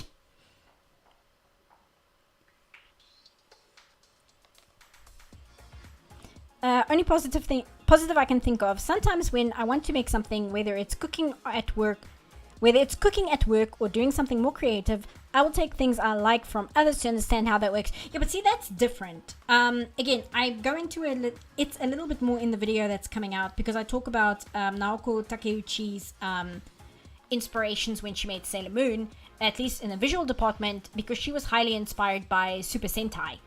And I talk about like what it is about Super Sentai she decided to incorporate, and how even though the visual elements of Super Sentai is identifiable in Sailor Moon's outfit.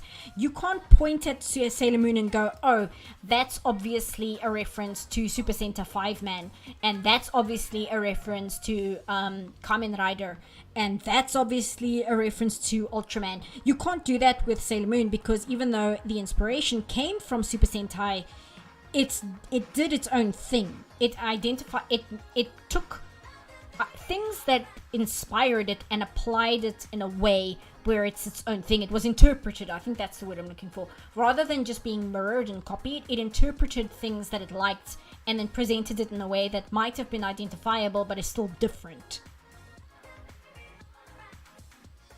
Blend. Actually, no, I'm going to use this tool. I've got a really cool tool here. Let me just see. I think it's this one, yeah. The posing and transformations, yeah, like the transformation scenes were inspired by Super Sentai as well as Cutie Honey. And Cutie Honey, originally Sailor Moon her hair was supposed to change color when she transformed like Cutie Honey, but due to like magazine reasons, her editor asked her to keep it yellow because it would look better on the cover of a magazine and it would sell better. So that's kind of the only reason that Sailor Moon's hair doesn't change silver when she transforms. But there's other things from Cutie Honey that is in Sailor Moon, like the transformation sequence. The transformation sequence is more Cutie Honey than it is Super Sentai. But like the hero speech in the Sailor Moon anime, oh no, it's in the manga as well, that comes from Super Sentai. And the whole team up dynamic, like the 5 members of the team, like all of that comes from Super Sentai. But again, it's different than pointing at Sailor Moon and going, oh, that outfit is obviously from Super Sentai 5-Man or whatever. Hopefully I'm not being pushy by asking, but what does the release date for the next video project look like? Please take your time with it. I'm just curious. I need to do the audio for episode 8. Episode 7 is done. Episode 7 is edited, it's rendered, it's good to go, and it's the vast majority of the video because it's so terrible. I have so much to say about it.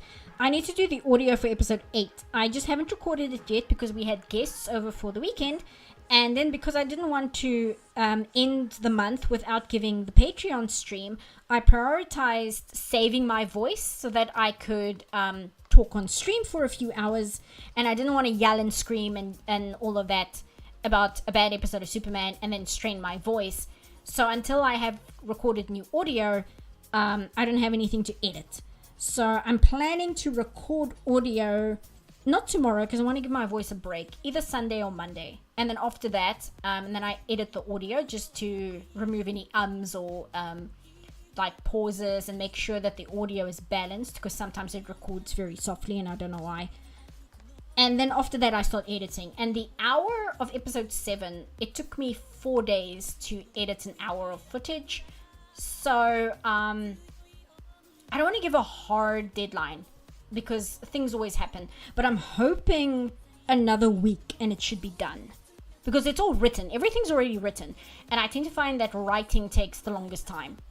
You would think editing would take the longest, but no, it's actually the writing that takes me the longest, because I don't just write everything and then record it. I actually edit my work and I edit out a lot of redundant paragraphs because I sometimes repeat myself a lot. I know I do that out loud as well, because I try and clarify what I'm saying and then I just end up saying the exact same thing twice.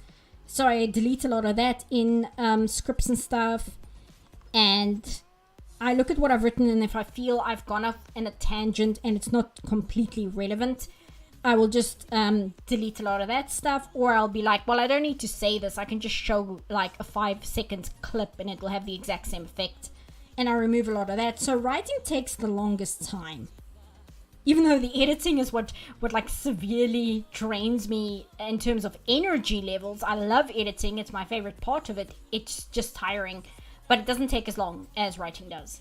And episode 8 is already written, it just needs its audio recorded, and then it just needs editing. I think my message got buried, but going by your taste, so you listened to Angel Ho. Any thoughts on Yvonne Shaka Shaka, because she's one of my favorite pop singers? I'm not sure who that is. We talked about music earlier, and I said I had trouble trying to say this without sounding super pretentious, but I listen to like power metal and synthwave and mall soft and like undefinable music made by like puppy girl trans girls who make like 90s throwback club music. So I'm not super familiar with like pop stars whatsoever. And it's not like I'm so old I'm out of touch thing. I was like that in high school. It's not something that like was ever on my radar. I think liking the Gorillaz was about as mainstream as I ever was. 1 hour on just one episode? Yeah, it's a very bad episode. It's so bad, and it's so bad for so many reasons. It's not just bad for one reason, it's bad for like multiple reasons.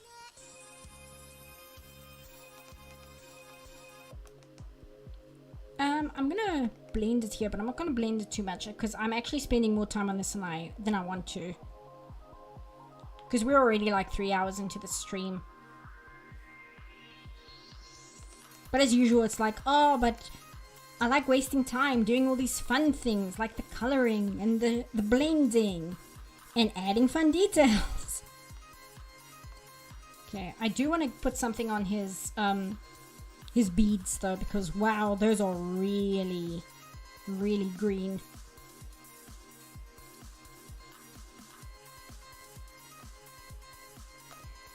I need to get going. Thank you for the stream, and I look forward to upcoming video. Oh, thank you, Tridale. Thanks for hanging out. I hope you enjoyed. What am I looking for? Oh, the beads.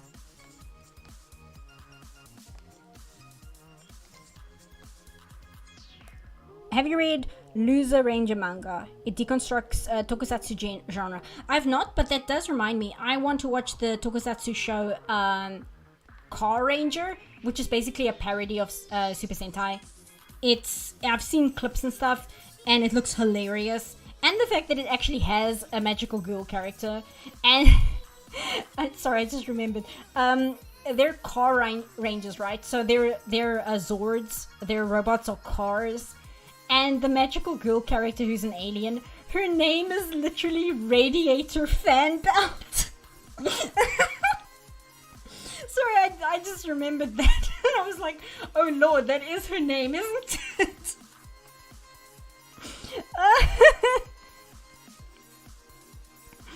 Oh, she was Yvonne Chaka Chaka was a pop singer in the 80s. Okay, I need to look her up then, because I am a big fan of the 80s. That's totally my jam.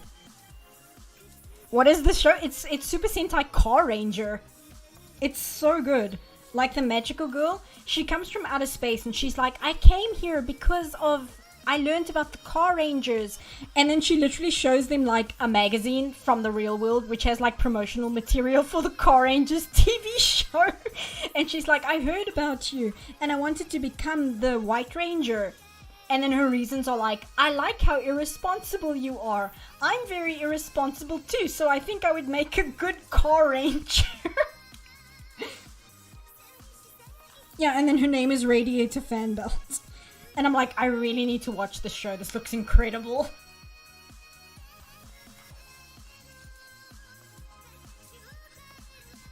Yeah, I was similar with music in high school. The bands I like were popular at one point. They were just weren't anymore. Primus, Alice in Chains, Faith No More, Soundgarden, etc. Ah, okay. I was in art class in high school, and because we were only 6 students who were doing art, we were given a lot of freedom, so we could listen to music while we were doing art. Unfortunately, I was never the person who picked music because I always forgot. And I wasn't shy, but I was just like, oh, these people aren't going to be into like the kind of music I listen to. And a lot of the other art students were much more, what's the word? Kind of outgoing, I guess. I think that's the word I'm looking for. So they always chose the music. So I grew up with a lot of Evanescence and Marilyn Manson and Nirvana. So much Nirvana music. Good lord. And I think Alanis Morissette, like a lot of that as well. Which is very strange because this was she wasn't super popular anymore. But like all the art students were listening to her. The one band that we would listen to in art class that I was actually super into as a result is a British band called Block Party. I really, really liked them. I still really like their music. And that was like the one band that the art kids would listen to in my class that I really, really enjoyed. The rest of it was just kind of like, oh, well, this isn't terrible. I could listen to this, I suppose.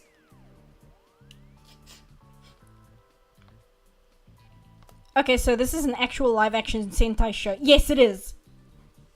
Car Ranger, it's great. Except the Magical Girl's transformation sequence is in 2D. And it's literally like the Sailor Moon transformation sequence minus like all the gymnastics that she does.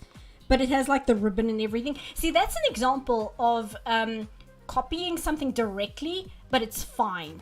Because Car Ranger is so stupid and it's clearly a parody of Super Sentai. So the fact that it has a magical girl character who literally just has a Sailor Moon transformation. I mean, and it's a 2D. It's not even like a 3D transformation. It's literally in 2D. That's funny. Like, it works because it's really funny. And you get what the creators of the show are doing. And the fact that they didn't even do like an actual, like all the other Car Rangers, they have like traditional Sentai transformation scenes. And like the magical girl character, she's the only one who gets one in 2D.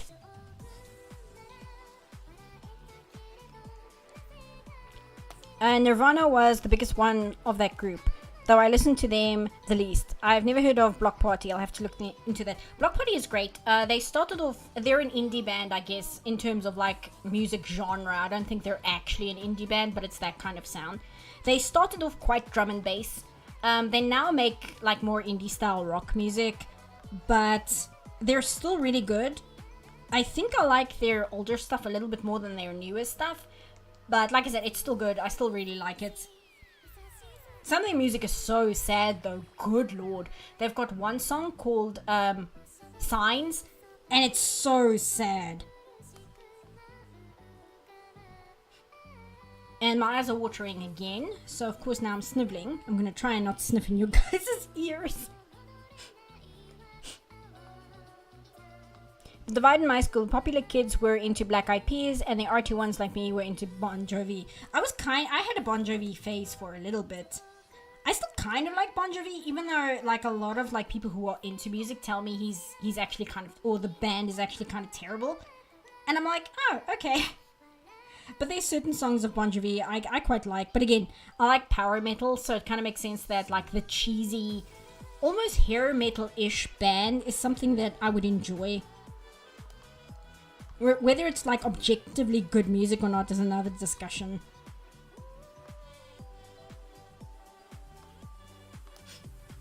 Sniveling, sorry. Hey, you made it! Fentress, sorry, I just had to read your name and make sure I didn't accidentally say like Tyrannus or something. I was also really into Bauhaus and Susie and the Banshees and Skinny Puppy. I inherited those from my mom. I am not familiar with any of those.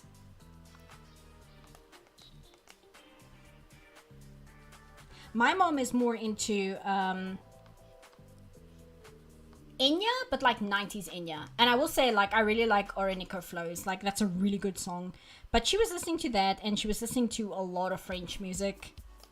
So I'm not sure what the name of the French artist is. But a lot of French music, a lot of classics, a lot of Enya, stuff like that.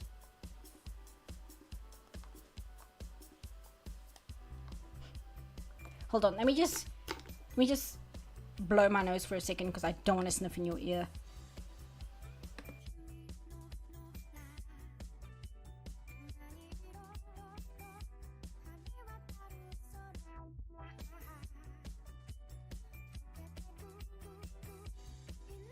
Sorry about that.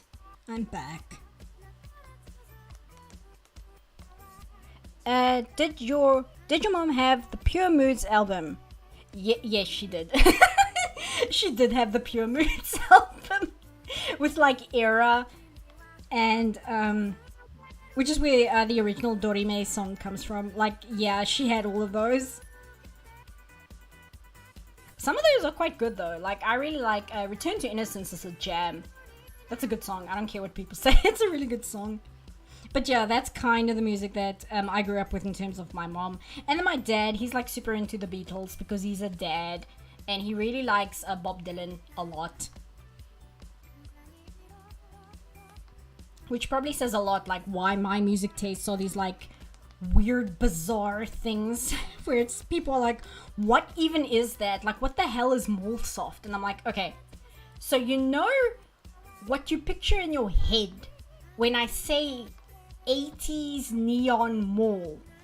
So like, if you have that visual in your head, the music that would go with that image, that's Mxyzptlk music, and I really like it. The only English song I know is the one where she did for Lord of the Rings. Orinoco Flows is one I really like. I genuinely love Orinoco Flows. The other one that's really good is she did a song for a TV show called The Celts. That one's really good. And she did a song called Rains in Africa. That one's good as well. She definitely had Adiemos. Yeah, she did.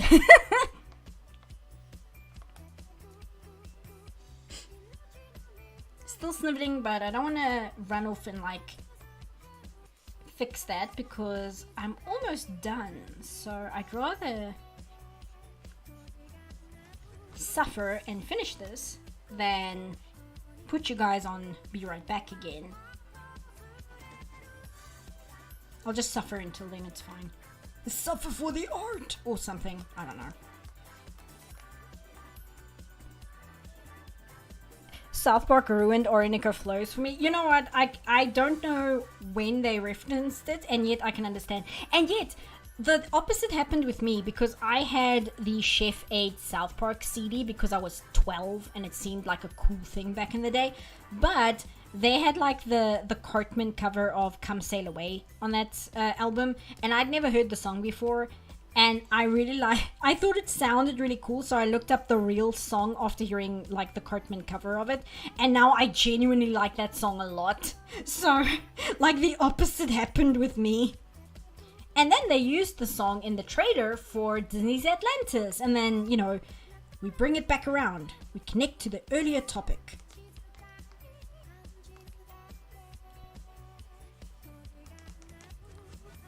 Anything else? I do want to blend it here a little bit. Not sure what... Oh, we wanted to give the hat a glow. So that it's clear that it's like hovering. Mix's magic in this show is actually purple. It's not blue. Let me just grab where he's doing magic. Or it's not magic in the show. It's technology, because in the show, Mx doesn't do magic, but whatever.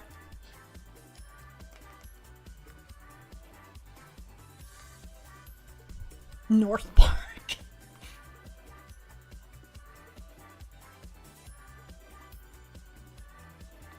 Not even a dad, but when I'm around anyone younger, I feel like Gloria's husband in the Barbie film trying to learn Spanish on his phone.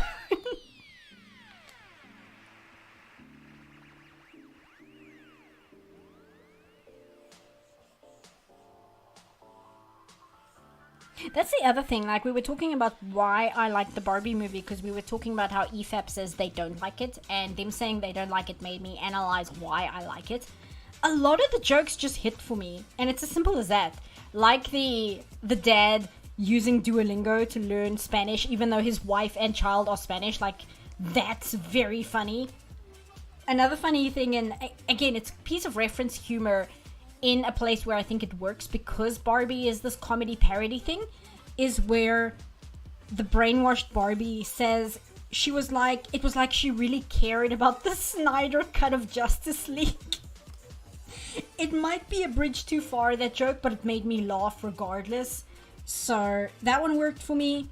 Another joke that really worked for me, and it's because I like the movie, is where she walks in and she goes, "Are you guys watching The Godfather? I've never seen it." And the Ken just turns around and goes, "Oh my god, you've never seen The Godfather?" Because I am that person. Like, that person is me. So that made me laugh hysterically, because I'm like, yep, that's me. I'm not a guy, but that is 100% who I am. So that's another thing. It's just funny. And it's as simple as that. And if the EFAP guys didn't find it funny, like, what are you supposed to do? Are you supposed to go, "Yes, you did, shut up"? It's like, no. If they didn't find it funny, they didn't find it funny.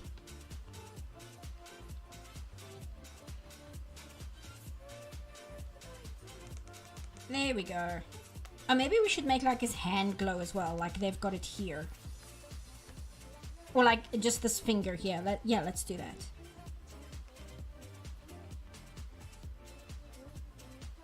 Do that.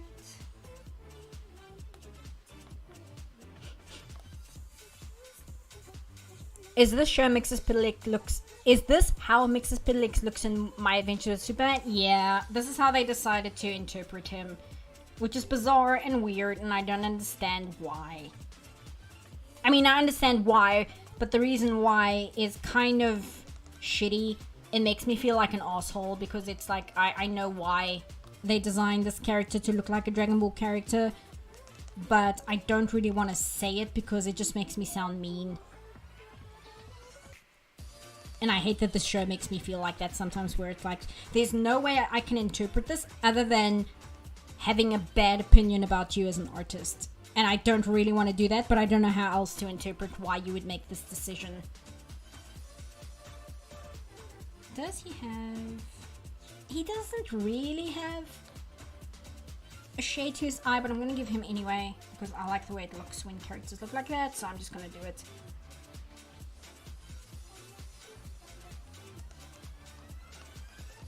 That, and I'll give him a slight, like that.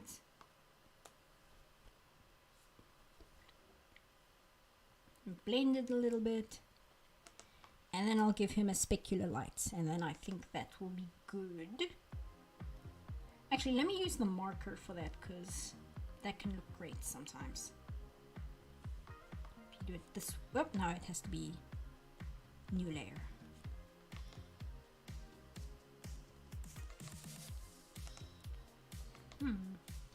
There we go, that's good.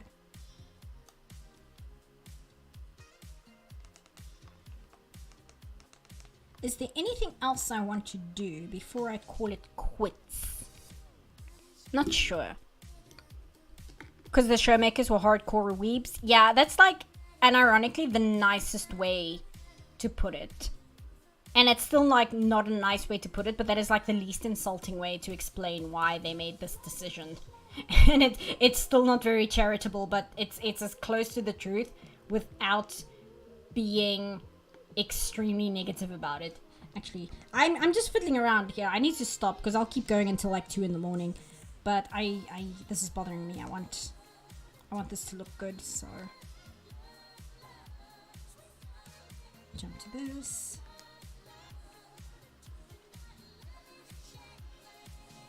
Oopsie, that's not what I wanted to do. Select that, jump here. Let's do that. There we go, that's better. Okay, and I think I'm gonna call it there, because again, I can just keep going until like 2 in the morning. I'm turning my tablet off, so this is my computer, it's not yours. There we go. And there we have it. Let me just center him on screen and save. Is it really a bad thing? No, it's not a bad thing that they're weebs. It's the decisions they made in how to apply the things that they like into this show. And I talked about it at length in this live stream, so I'm not going to repeat myself too much. But it's not that they're weebs, it's how they decide to indulge themselves by constantly directly referencing things that they like, which hurts the product because it breaks the audience coming to the product wanting to engage with the world and the characters as if they are things that really exist. And if you constantly make references to things that you like in such an overt way, you only make the audience aware of your presence as the animator, and that results in the audience being aware of you as the artist rather than accepting the story and characters that you are talking about as potentially being real people, which is what you want to do when you engage with the story. Well, most people, I suppose, is you want to believe in the story, and you want to believe in the characters, and you want to experience the narrative. And if you are so self-indulgent to just kind of constantly put in overt references to things that you like for no reason other than you like them, you are actively damaging the product for like no good reason other than self-indulgence. and that just reflects poorly on your ability as a show writer and show creator, quite frankly. And that's a really shitty way. It's a really uncharitable way to think of somebody as an artist. But I don't know how else to interpret that decision if that is the decision that you made when you made this product. Because I struggle to think of a nicer reason than you being bad at your job. And as somebody said, oh, it's because they're such big weeps. I'm like, that is the best way to basically explain why they make these decisions without being an asshole about it. Because at the end of the day, it does make me sound... I worry that it does make me sound like a bit of an asshole, but it's like, it's literally nothing personal about these people at all. I'm literally talking about the quality of the product in front of me. And that is a decision that they made that I think reflects poorly on their abilities. And if they are better writers and creators than the product I see in front of me, then I would be very happy about that. I would just wish that they made a better product in that case. Because if they are better than the product that they put in front of me, then it's a shame that their self-indulgence damaged the product to such a degree that I now put into question how good they are at their jobs because of the lack of insight that they have portrayed in their professional jobs as people who make animated cartoons. And I don't know how else to interpret the product other than, this is a bad job, you've done a bad job here, I don't know you personally, maybe you are perfectly capable of doing a better job, but in this case you did not. And that's the nicest way I can put it, is this was not a well done job. And it's for these reasons that it was not done well. And it does make me question your abilities, but I don't want to say, oh, well, clearly you're just an incompetent fool and you shouldn't be working in this industry. Like, that's not what I'm saying. I'm just saying the impression that it gives me because of the way that it's been constructed. And it may be a false impression, but it is an impression that it gives me based on these factors, and these are the reasons it makes me feel that, and I don't like feeling that. I would be much happier if you can prove me wrong by coming back with a different product and then showing yourself to be much more proficient at your job than you have portrayed in this case. And that's like me, like, genuinely trying to be as nice as possible without being like, oh no, it's okay, I'm sure some people like it, it's not that bad. Like, because I don't do that. I don't like lying. It's not even lying. It's being fake, right? Because it's not like like Lois Lang, I hate liars. It's not like that. It is being fake. And one of the things I hate most, both with artworks as well as just people in general, I hate insincerity. I hate performance. And not performance, I hate being performative. And like play, like being fake. It's the easiest way to put it. And I think there is a way that you can be fake in your art as well as just a person. And insincerity is like my biggest turnoff in general. I like things which are sincere. This is why like I like things like Twilight, right? Even though it's garbage and I like it for the wrong reasons. At least I can say that Twilight is a sincere piece of work, right? Like, it's garbage, it's terrible in terrible ways, but it is a sincere expression by Stephanie Meyer to write a story. The fact that she's terrible at it is whatever. It's a genuine, sincere attempt. And there are a lot of people working on shows and movies and stuff where they just don't have that sincerity for whatever reason. Like, for instance, that's a big problem with the Marvel movies and TV shows at the moment, is they are completely lacking in sincerity whatsoever. And that's the biggest problem with the movie Wish, Disney's animated movie Wish. That movie's big problem is that there's zero sincerity to it whatsoever. And that's why it feels so hollow and soulless, is because there is no sincerity to it. So that's kind of what I look for in a story, even if it's bad. If it's sincere, I might actually have, like, honest affection for it. Like, I mentioned the movie Miami Connection in my previous part. It's a terrible movie, but that movie was made with such sincerity and, like, a genuine attempt by people to make a movie even though it's bad, it's like a genuine attempt. And you can tell they didn't make the movie because they wanted to be famous. They made the movie because they wanted to make a cool taekwondo movie. That's the only reason they made that movie. It wasn't to become like film stars. They wanted to make it because they wanted to make a cool taekwondo movie. And as a result, even though it's a terrible movie, it's so much fun to watch because it is just so sincere in what it's trying to do. Twilight is boring as if. It's not. I don't find Twilight boring because I find it hilarious. I find it genuinely funny, and I find great joy in watching. I watched a reaction channel again. I mentioned them earlier. Bad Medicine. They're like 4 dudes, and they are the most dude bro dudes on the face of the planet. They're intelligent. They have very insightful discussions, but they are dudes, right? They are dude movies. They love the movie Gladiator. They love wrestling. Like, they're that kind of dude. And they watched all the Twilight movies. And they had such a good time watching these terrible movies. It's so good because I liked the Twilight movies before I watched their reaction. But it's the only reactors I've found who watched the Twilight movies and fully understood why they're enjoyable. Where they're complete garbage. But watching them react to it is one of the best reactions I've ever seen because they're just laughing themselves stupid at these films.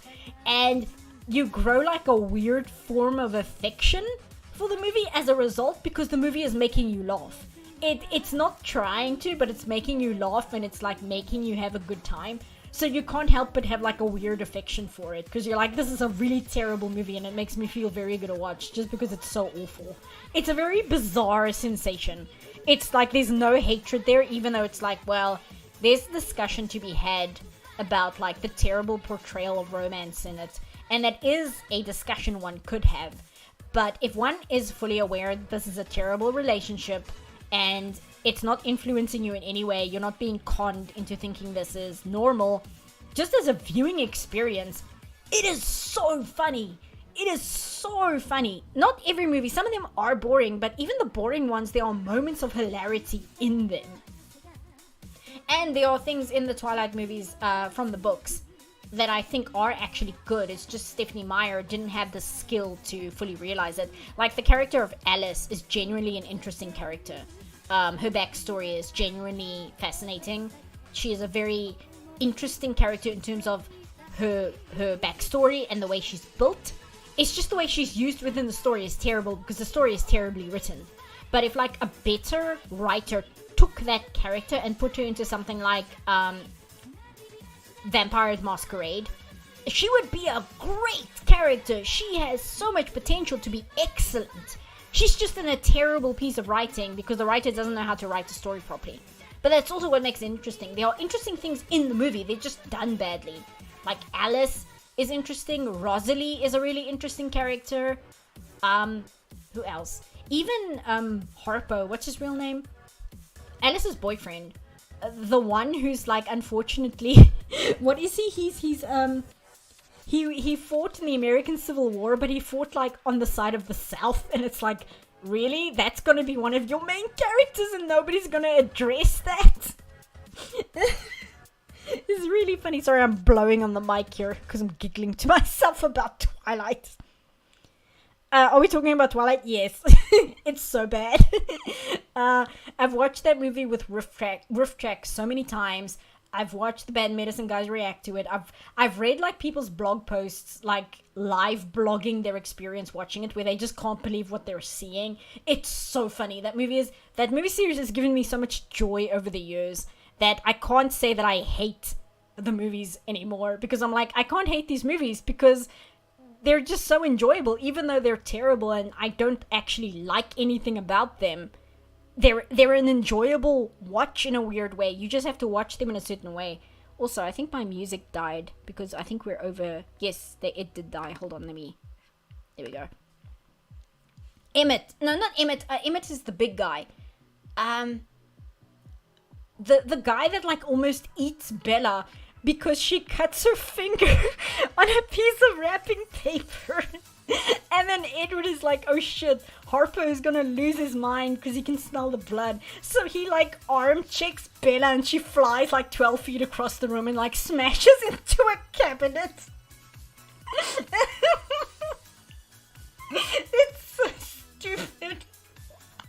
Jasper, yeah, that's his name. Sorry, I'm like remembering parts of this movie. It's so bad. Oh, good lord. I've never seen all the films all the way through, but I saw enough of them to know just how lame they were. God, I remember when that series was huge, man. It truly was terrible time to be alive. I had like a weird relationship because when the movies were coming out, I was in Vancouver because I was studying at college, and like one of my good friends at the college, she was like an unironic Twilight fan, and was very funny because I liked the movies for all the wrong reasons and she liked them for legitimate reasons, but like somehow we found like a middle ground because I would like be able to talk to her about it even though I really didn't like them. It was a weird situation. But like that's another thing, right? It's a weird situation, and I think that's very rare because very often a bad movie is just kind of painful and like not enjoyable whatsoever. And I'm talking about like a big Hollywood movie. So rarely do they elicit that kind of reaction where they're like genuinely enjoyable because they're horrible pieces of trash. I just hear Bill Corbett in my head straining out the words, "I'm Harper." You know, exactly like in the riff tracks. The riff tracks is very good for all the Twilight movies. Really, really good. One of my favorite jokes is one of the very first ones where it's got like the camera view of one of the Cullens hunting a deer, and like they tackle the deer, and then I think it's not Bill. What's Servo's? It's late here. What's Servo's voice actor's name again? I forgot. I know what it is. I've just completely forgotten because it's late and I can't remember. But he, Kevin, thank you.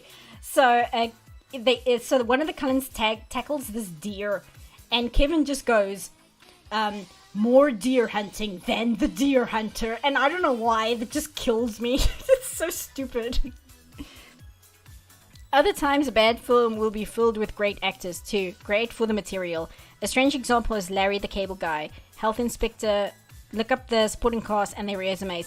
Larry the Cable Guy is an interesting movie as well. I'm not going to hang out too much longer because it's quite late here. But Larry the Cable Guy is an interesting movie because I can't tell whether they wanted to make a thriller, but they got Jim Carrey. So they redirected into trying to write a comedy. Or if they genuinely wanted to write a dark comedy to begin with, and then for some reason they had to make it like PG-13.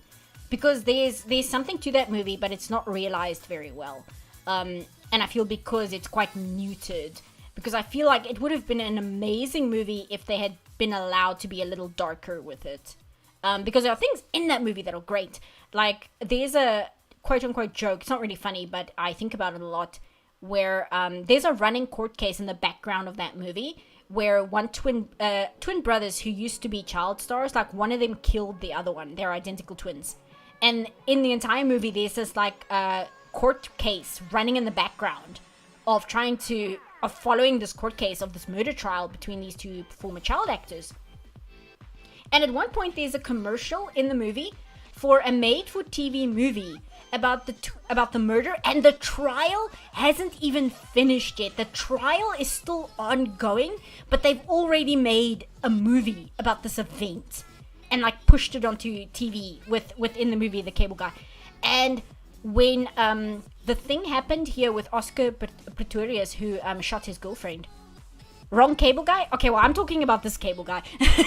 But when the Oscar Pistorius thing happened here, and it was such a media frenzy, I kept thinking of that fake movie within the Cable Guy, because it was literally, like, that was an event that was, okay, we didn't have, like, a made-for-TV movie, but it was the same kind of, like, media frenzy. And it just made me think about that a lot. And again, I feel like the movie The Cable Guy with Jim Carrey, it's got something to it, but it isn't fully realized, because at the end of the day, I find that the climax of the movie is unsatisfying, and I think it just didn't come together very well. But I think there's something to it, right? There's something there that wasn't realized properly. Which Cable Guy were you talking about? Were you talking about Larry the Cable Guy? I'm not super familiar with other Cable Guys. Yeah, the Jim Carrey movie, the one from the 90s. Was it Ben Stiller's debut? Really? Which cable guy were you talking about, guys? You have to tell me now, because I genuinely thought you meant the Jim Carrey cable guy. The gut-busting dissonance to me is that Summit Ent gave New Moon the award season slot and gave the Hurt Locker the summer blockbuster slot. Like, what? Yeah, that's weird. I'm not a big fan of Jim Carrey's shtick most of the time, but I thought the cable guy was one of the few times it kind of worked. He's hit and miss with me, but he made The Truman Show, which is like one of my favorite movies, so I can't say anything too bad against the guy because The Truman Show is incredible. So, I'm lost. I didn't know there was another cable guy other than Jim Carrey, Matthew Broderick on. Yeah, I'm not entirely sure what cable guy they mean either, because I'm also only I'm familiar with Larry the Cable Guy because he's in the movie Cars, and I'm familiar with Jim Carrey Cable Guy. Those are the only cable guys I know. Let's see. It's 10 minutes to midnight here, so I think I will hang out for a little bit longer, and then I'm gonna say goodnight. I was thinking of playing more Baldur's Gate 3 after the stream. I might still do that. I'll see how I feel, but I'm not entirely sure because it's quite late. Larry the Cable Guy is the guy that voices Mater in Cars. That's the one they were talking about. Oh, okay. Yeah, I only know Larry the Cable Guy from Cars. That is like the only exposure I've had to him whatsoever. I think it was supposed to be Health Inspector starring Larry the Cable Guy. Yeah, I'm not familiar, I'm sorry. The one I was referring to was a really, really stupid comedy in 2006 where Larry, who in his stage name calls himself Cable Guy, plays a health inspector. Oh, sorry for... No worries. I'm not familiar with that show.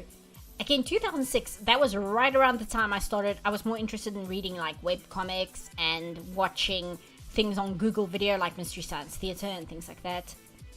I'm getting a thing here. I didn't know YouTube did this. Apparently you guys are going to get an ad in a minute. I'm going to skip ads because I'm almost done with the stream. Skip. There you go. Ads skipped. Okay, cool. Just because it's almost the end of the stream, and you know, you guys don't need to see an ad like in the last 8 or 5 minutes, whatever. Google Video. Oh hell yeah! I still have. I used to be on Mac, so unfortunately that hard drive is like formatted for Mac. But I still have videos I downloaded from Google Video on a hard drive. I still have things I downloaded from like Blip. I've got a few of like the Nostalgia Critic and the Spoonie videos that I specifically downloaded from Blip rather than YouTube. I've been seeing multiple ads to stream. Yeah, that's a new thing Google, but YouTube is doing, where they now made it so that it plays ads during the stream. And I try to stutter them and make them as inobtrusive as possible. But I would rather keep monetization on for the streams, because I know sometimes people like watching back the VODs and such. So I would like to, you know, keep monetization on, but I also don't want the ads to be intrusive. So I'm like trying to balance it as best as I can, because, you know, ads, nobody really likes ads, but that is how I make my revenue. So it's this delicate balance that I'm trying to figure out.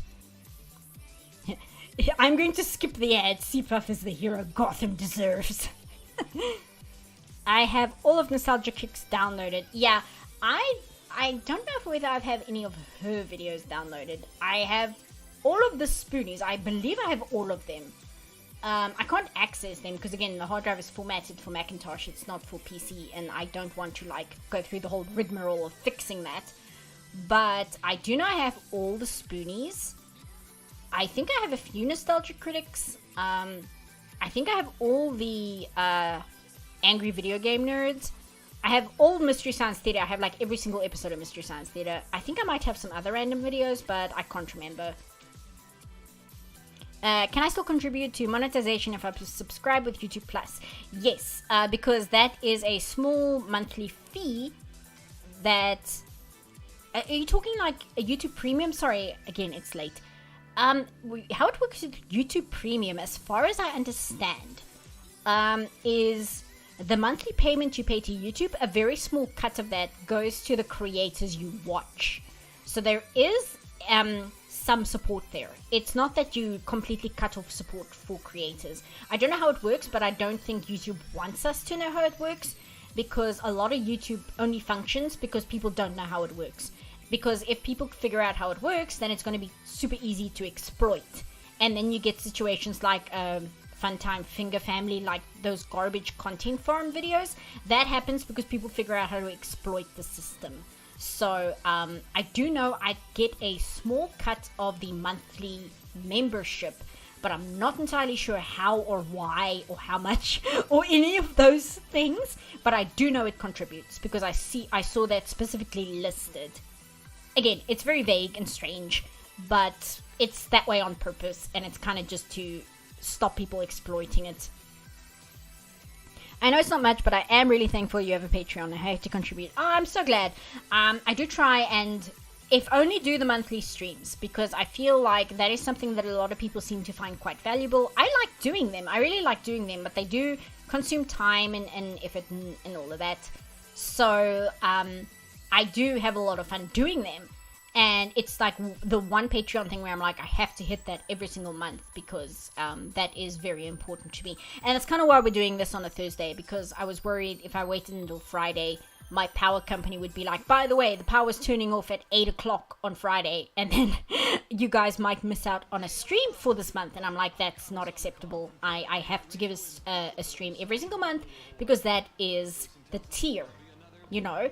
And that is what I have to deliver no matter what. So here we are. Back when it was YouTube Red, people got paid based on what percentage the member watched them. Oh, really? It might be similar. Like I said, YouTube doesn't explain it properly, but for at least a reason. I'm one of those people, if somebody can like explain the reason to me as to why something works in a stupid way, I'm much more much more okay with like accepting it if it's at least explained, right? It's like, well, it's annoying, but at least that makes sense, so I'll just deal with it. What else? In 5 minutes, it'll be time for me to duck out and restock my groceries. Wishing you a lovely Easter weekend if South Africa still does the Easter holiday. We do, actually, and thank you. Yeah, I'm gonna go in a little bit, because again, it's late, and my brain is frying, and my voice isn't too bad, actually, but I don't want to push it. Skip ad! We're almost done. Skip ad. Good lord. I'm also glad because I can catch your streams. Because I can catch your streams at all. I caught it while working. I like the back. Oh no, you retracted the message while I was reading it. It's okay. I was struggling through that one. So it's fine. Okay. I think I'll take one or two more messages, and then I'm gonna call it for the night. In case you didn't hear, I did say at the start of the stream, next month / next week, because next month is next week, I do want to start doing the Mass Effect streams again on the gaming channel, so I'll let you guys know when that happens.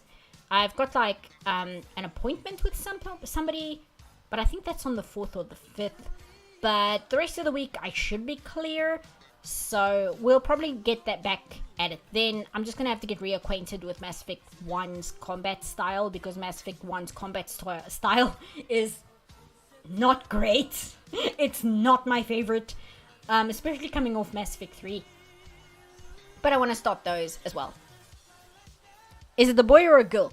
According to the character sheet, this is another thing that drove me crazy. Any gender or ethnicity. So basically, whatever. This is what they put there. The answer is whatever. They don't actually give any useful information. They say he in the show, though, so I just go by he. It's fine. Have a good April. Oh, is it possible to have a good April Fool's? April Fool's isn't that big here, thankfully. Yeah, I'm glad the Mass Effect streams. Yeah, I've been wanting to do them. It's just been crazy. And also, it's a little bit selfish of me, but every time there was power in that time slot, I kind of wanted to play the game for myself. So I would rather play the Mass Effect series for myself and finish it before, like, streaming it. Which is a little selfish, but the Mass Effect streams are kind of just something I do for fun. I don't make any money off it or whatever, so I was like, it's probably okay if I just, like, play them myself when I'm able to. And I'll get back to the streams, like, later. So finding him cute isn't gay. Noted. I think that's up for debate. How dare you want to indulge in something you like? I know, right? Awful. Toxic streamer. He's a mister, but anything's probably okay. Yeah, they say he in the show, so it's fine. I do get why they went with anything, because he's a fifth dimensional, like, trickster thing. So, who knows? Maybe in the fifth dimension they don't have genders. Like, legitimately, that might be a thing. But they say he, so I just go with he. They don't say they, which is strange. You would think they would take the opportunity to make a Mr. Mxyzptlk they. It would make perfect sense, right? Because he's, like, operating on a higher plane of existence than the rest of, like, humanity. But they didn't, which is odd. Oh well. The Q in Star Trek are technically genderless. I did not know that. They actually... This is another thing that, again, drove me crazy. Look at this. In the bio here, it says... Hold on, I clicked save by accident. In the bio here, it literally says, think Q from Star Trek, but way more destructive. Like, it literally says that in the bio. Like, it... Alright. Okay. Even though I don't think that's an accurate comparison. Because I don't think Mxyzptlk's personality in the cartoon is similar to Q. Q is kind of different. I don't really think it's comparable. Because like Q is a lot more like uptight in a way. Whereas Mr. Mxyzptlk, he's a lot more like trollish, if that makes sense. Like Q is a troll, make no mistake, but like Q, he doesn't strike me as playful. Like Q is a little bit more malicious, it feels like, whereas Mr. Mxyzptlk, he's kind of more like, I equate him to a fae in the video. I say he's a lot like a fae, which kind of makes sense because even he's based on like Rumpelstiltskin, right? Even in the original material, the whole thing of like you have to get him to say his own name backwards, like that's very much like a thing you would expect a fae to do. Like it just makes sense to me. And I think comparing him to like a traditional fae is a lot more on point than comparing him to Q from Star Trek. It also doesn't make sense because again, this Mr. Mxyzptlk in this cartoon doesn't use magic, he uses technology. So again, what are we doing here? And yeah, being like, oh, he's like Q, but way more destructive. It's like, uh-huh. Have you watched Star Trek? Q is malicious, but he's fascinated by the Enterprise crew. Yeah, but again, it's in the way. Because like Mr. Mxyzptlk, he's not really malicious. I equate him more to like Discord from My Little Pony, who is also voiced by John Delancey, because of course he is. Discord in My Little Pony strikes me a little bit more like Mr. Mxyzptlk, because Q in the My Little Pony cartoon, he doesn't really have any motivation, besides he wants to be in charge. And what he wants to do while he's in charge is he just kind of wants things to be chaotic and stupid and silly. And that's like his only real intention, is he wants to be in charge so he can make things chaotic because he finds it fun. And that seems a little bit more in line with Mr. Mxyzptlk, whereas Q strikes me more as deliberately malicious because Q is very arrogant. And that's not really the vibe I get from this character. So I think comparing him to Q is actually incorrect. Which is weird, because in the cartoon they also refer to Mr. Mxyzptlk as a chaos god, which I read up on this character, I watched a bunch of videos, I watched some of the episodes and other cartoons and stuff. He never claimed to be a chaos god ever before. There's even in the episode of Superboy from the 80s where he shows up, he says that he's from the 5th dimension, and where he's from everybody can do magic. Like where he's from, he's not any more powerful than anyone else from the 5th dimension. He's just got magic because everybody's got magic there, because it's the 5th dimension. It's like on a higher plane of existence than us who live in the 4th dimension. So again, I don't understand anything about this character. That I try to understand what I'm trying to say. It's like, you know what? Just everything. I don't understand anything about this character. Speaking of John Delancey, did you watch Puss in Boots: The Last Wish? I still need to. I know where I can find it online, but I was hoping it would come to Netflix first, but so far it hasn't. So I still need to get to that. I'm guessing I don't need to watch the Puss in Boots movie from like the early 2000s, because I really don't want to. I hear it's not that great, and I'd rather not, quite frankly. That's how you do a reference without being wink wink. Yeah, exactly. The fact that like Discord is voiced by John Delancey, that in of itself is like an Easter egg, and it's very funny. And the fact that because Discord is based on Q, obviously, that's why he's got John Delancey as his voice actor, and that's the way to like use a reference properly, because they obviously looked at Q and they're like, this is what we like about this character, and then they used what they liked about the character and built a brand new character based on it, rather than just referencing Q. I don't remember much about him, but I also remember Jenny Nicholson saying he was rude. I don't know. I've never met him. I know that he had a bad time when he was shooting Charmed, because I think he plays like an angel in Charmed. And he had a very hard time there because the main actresses were not great, because they were also executive producers on the show. It's never really a good move when the main characters are played by people who are also the executive producers, because then you get a situation like Mindy Kaling's Velma. Like the exact same thing happened. Oh, you're a different actor? Okay, that makes sense, because I'm like, I don't know John Delancey, but he doesn't strike me as somebody who'd be rude. He might be, but he doesn't give me that vibe. I don't know. Again, I don't know the person. But if it's another actor, that makes more sense to me. DreamWorks goes from making great to terrible movies. You know what? That's an entire discussion on itself, because I think that's what makes DreamWorks a little bit better than Disney, because DreamWorks at least will roll the dice on a movie, and that's why their great movies are a lot better than Disney, but it's also why their bad movies are a lot worse than Disney, because they're willing to at least try things, and it makes for a rather inconsistent quality level in their movies. And I think that's like an entire discussion. Well, which one is better? A animated movie studio that only tries to go for mid and slightly above average, or a animated movie studio that's willing to put out a terrible movie on the off chance that it might be an excellent movie as well.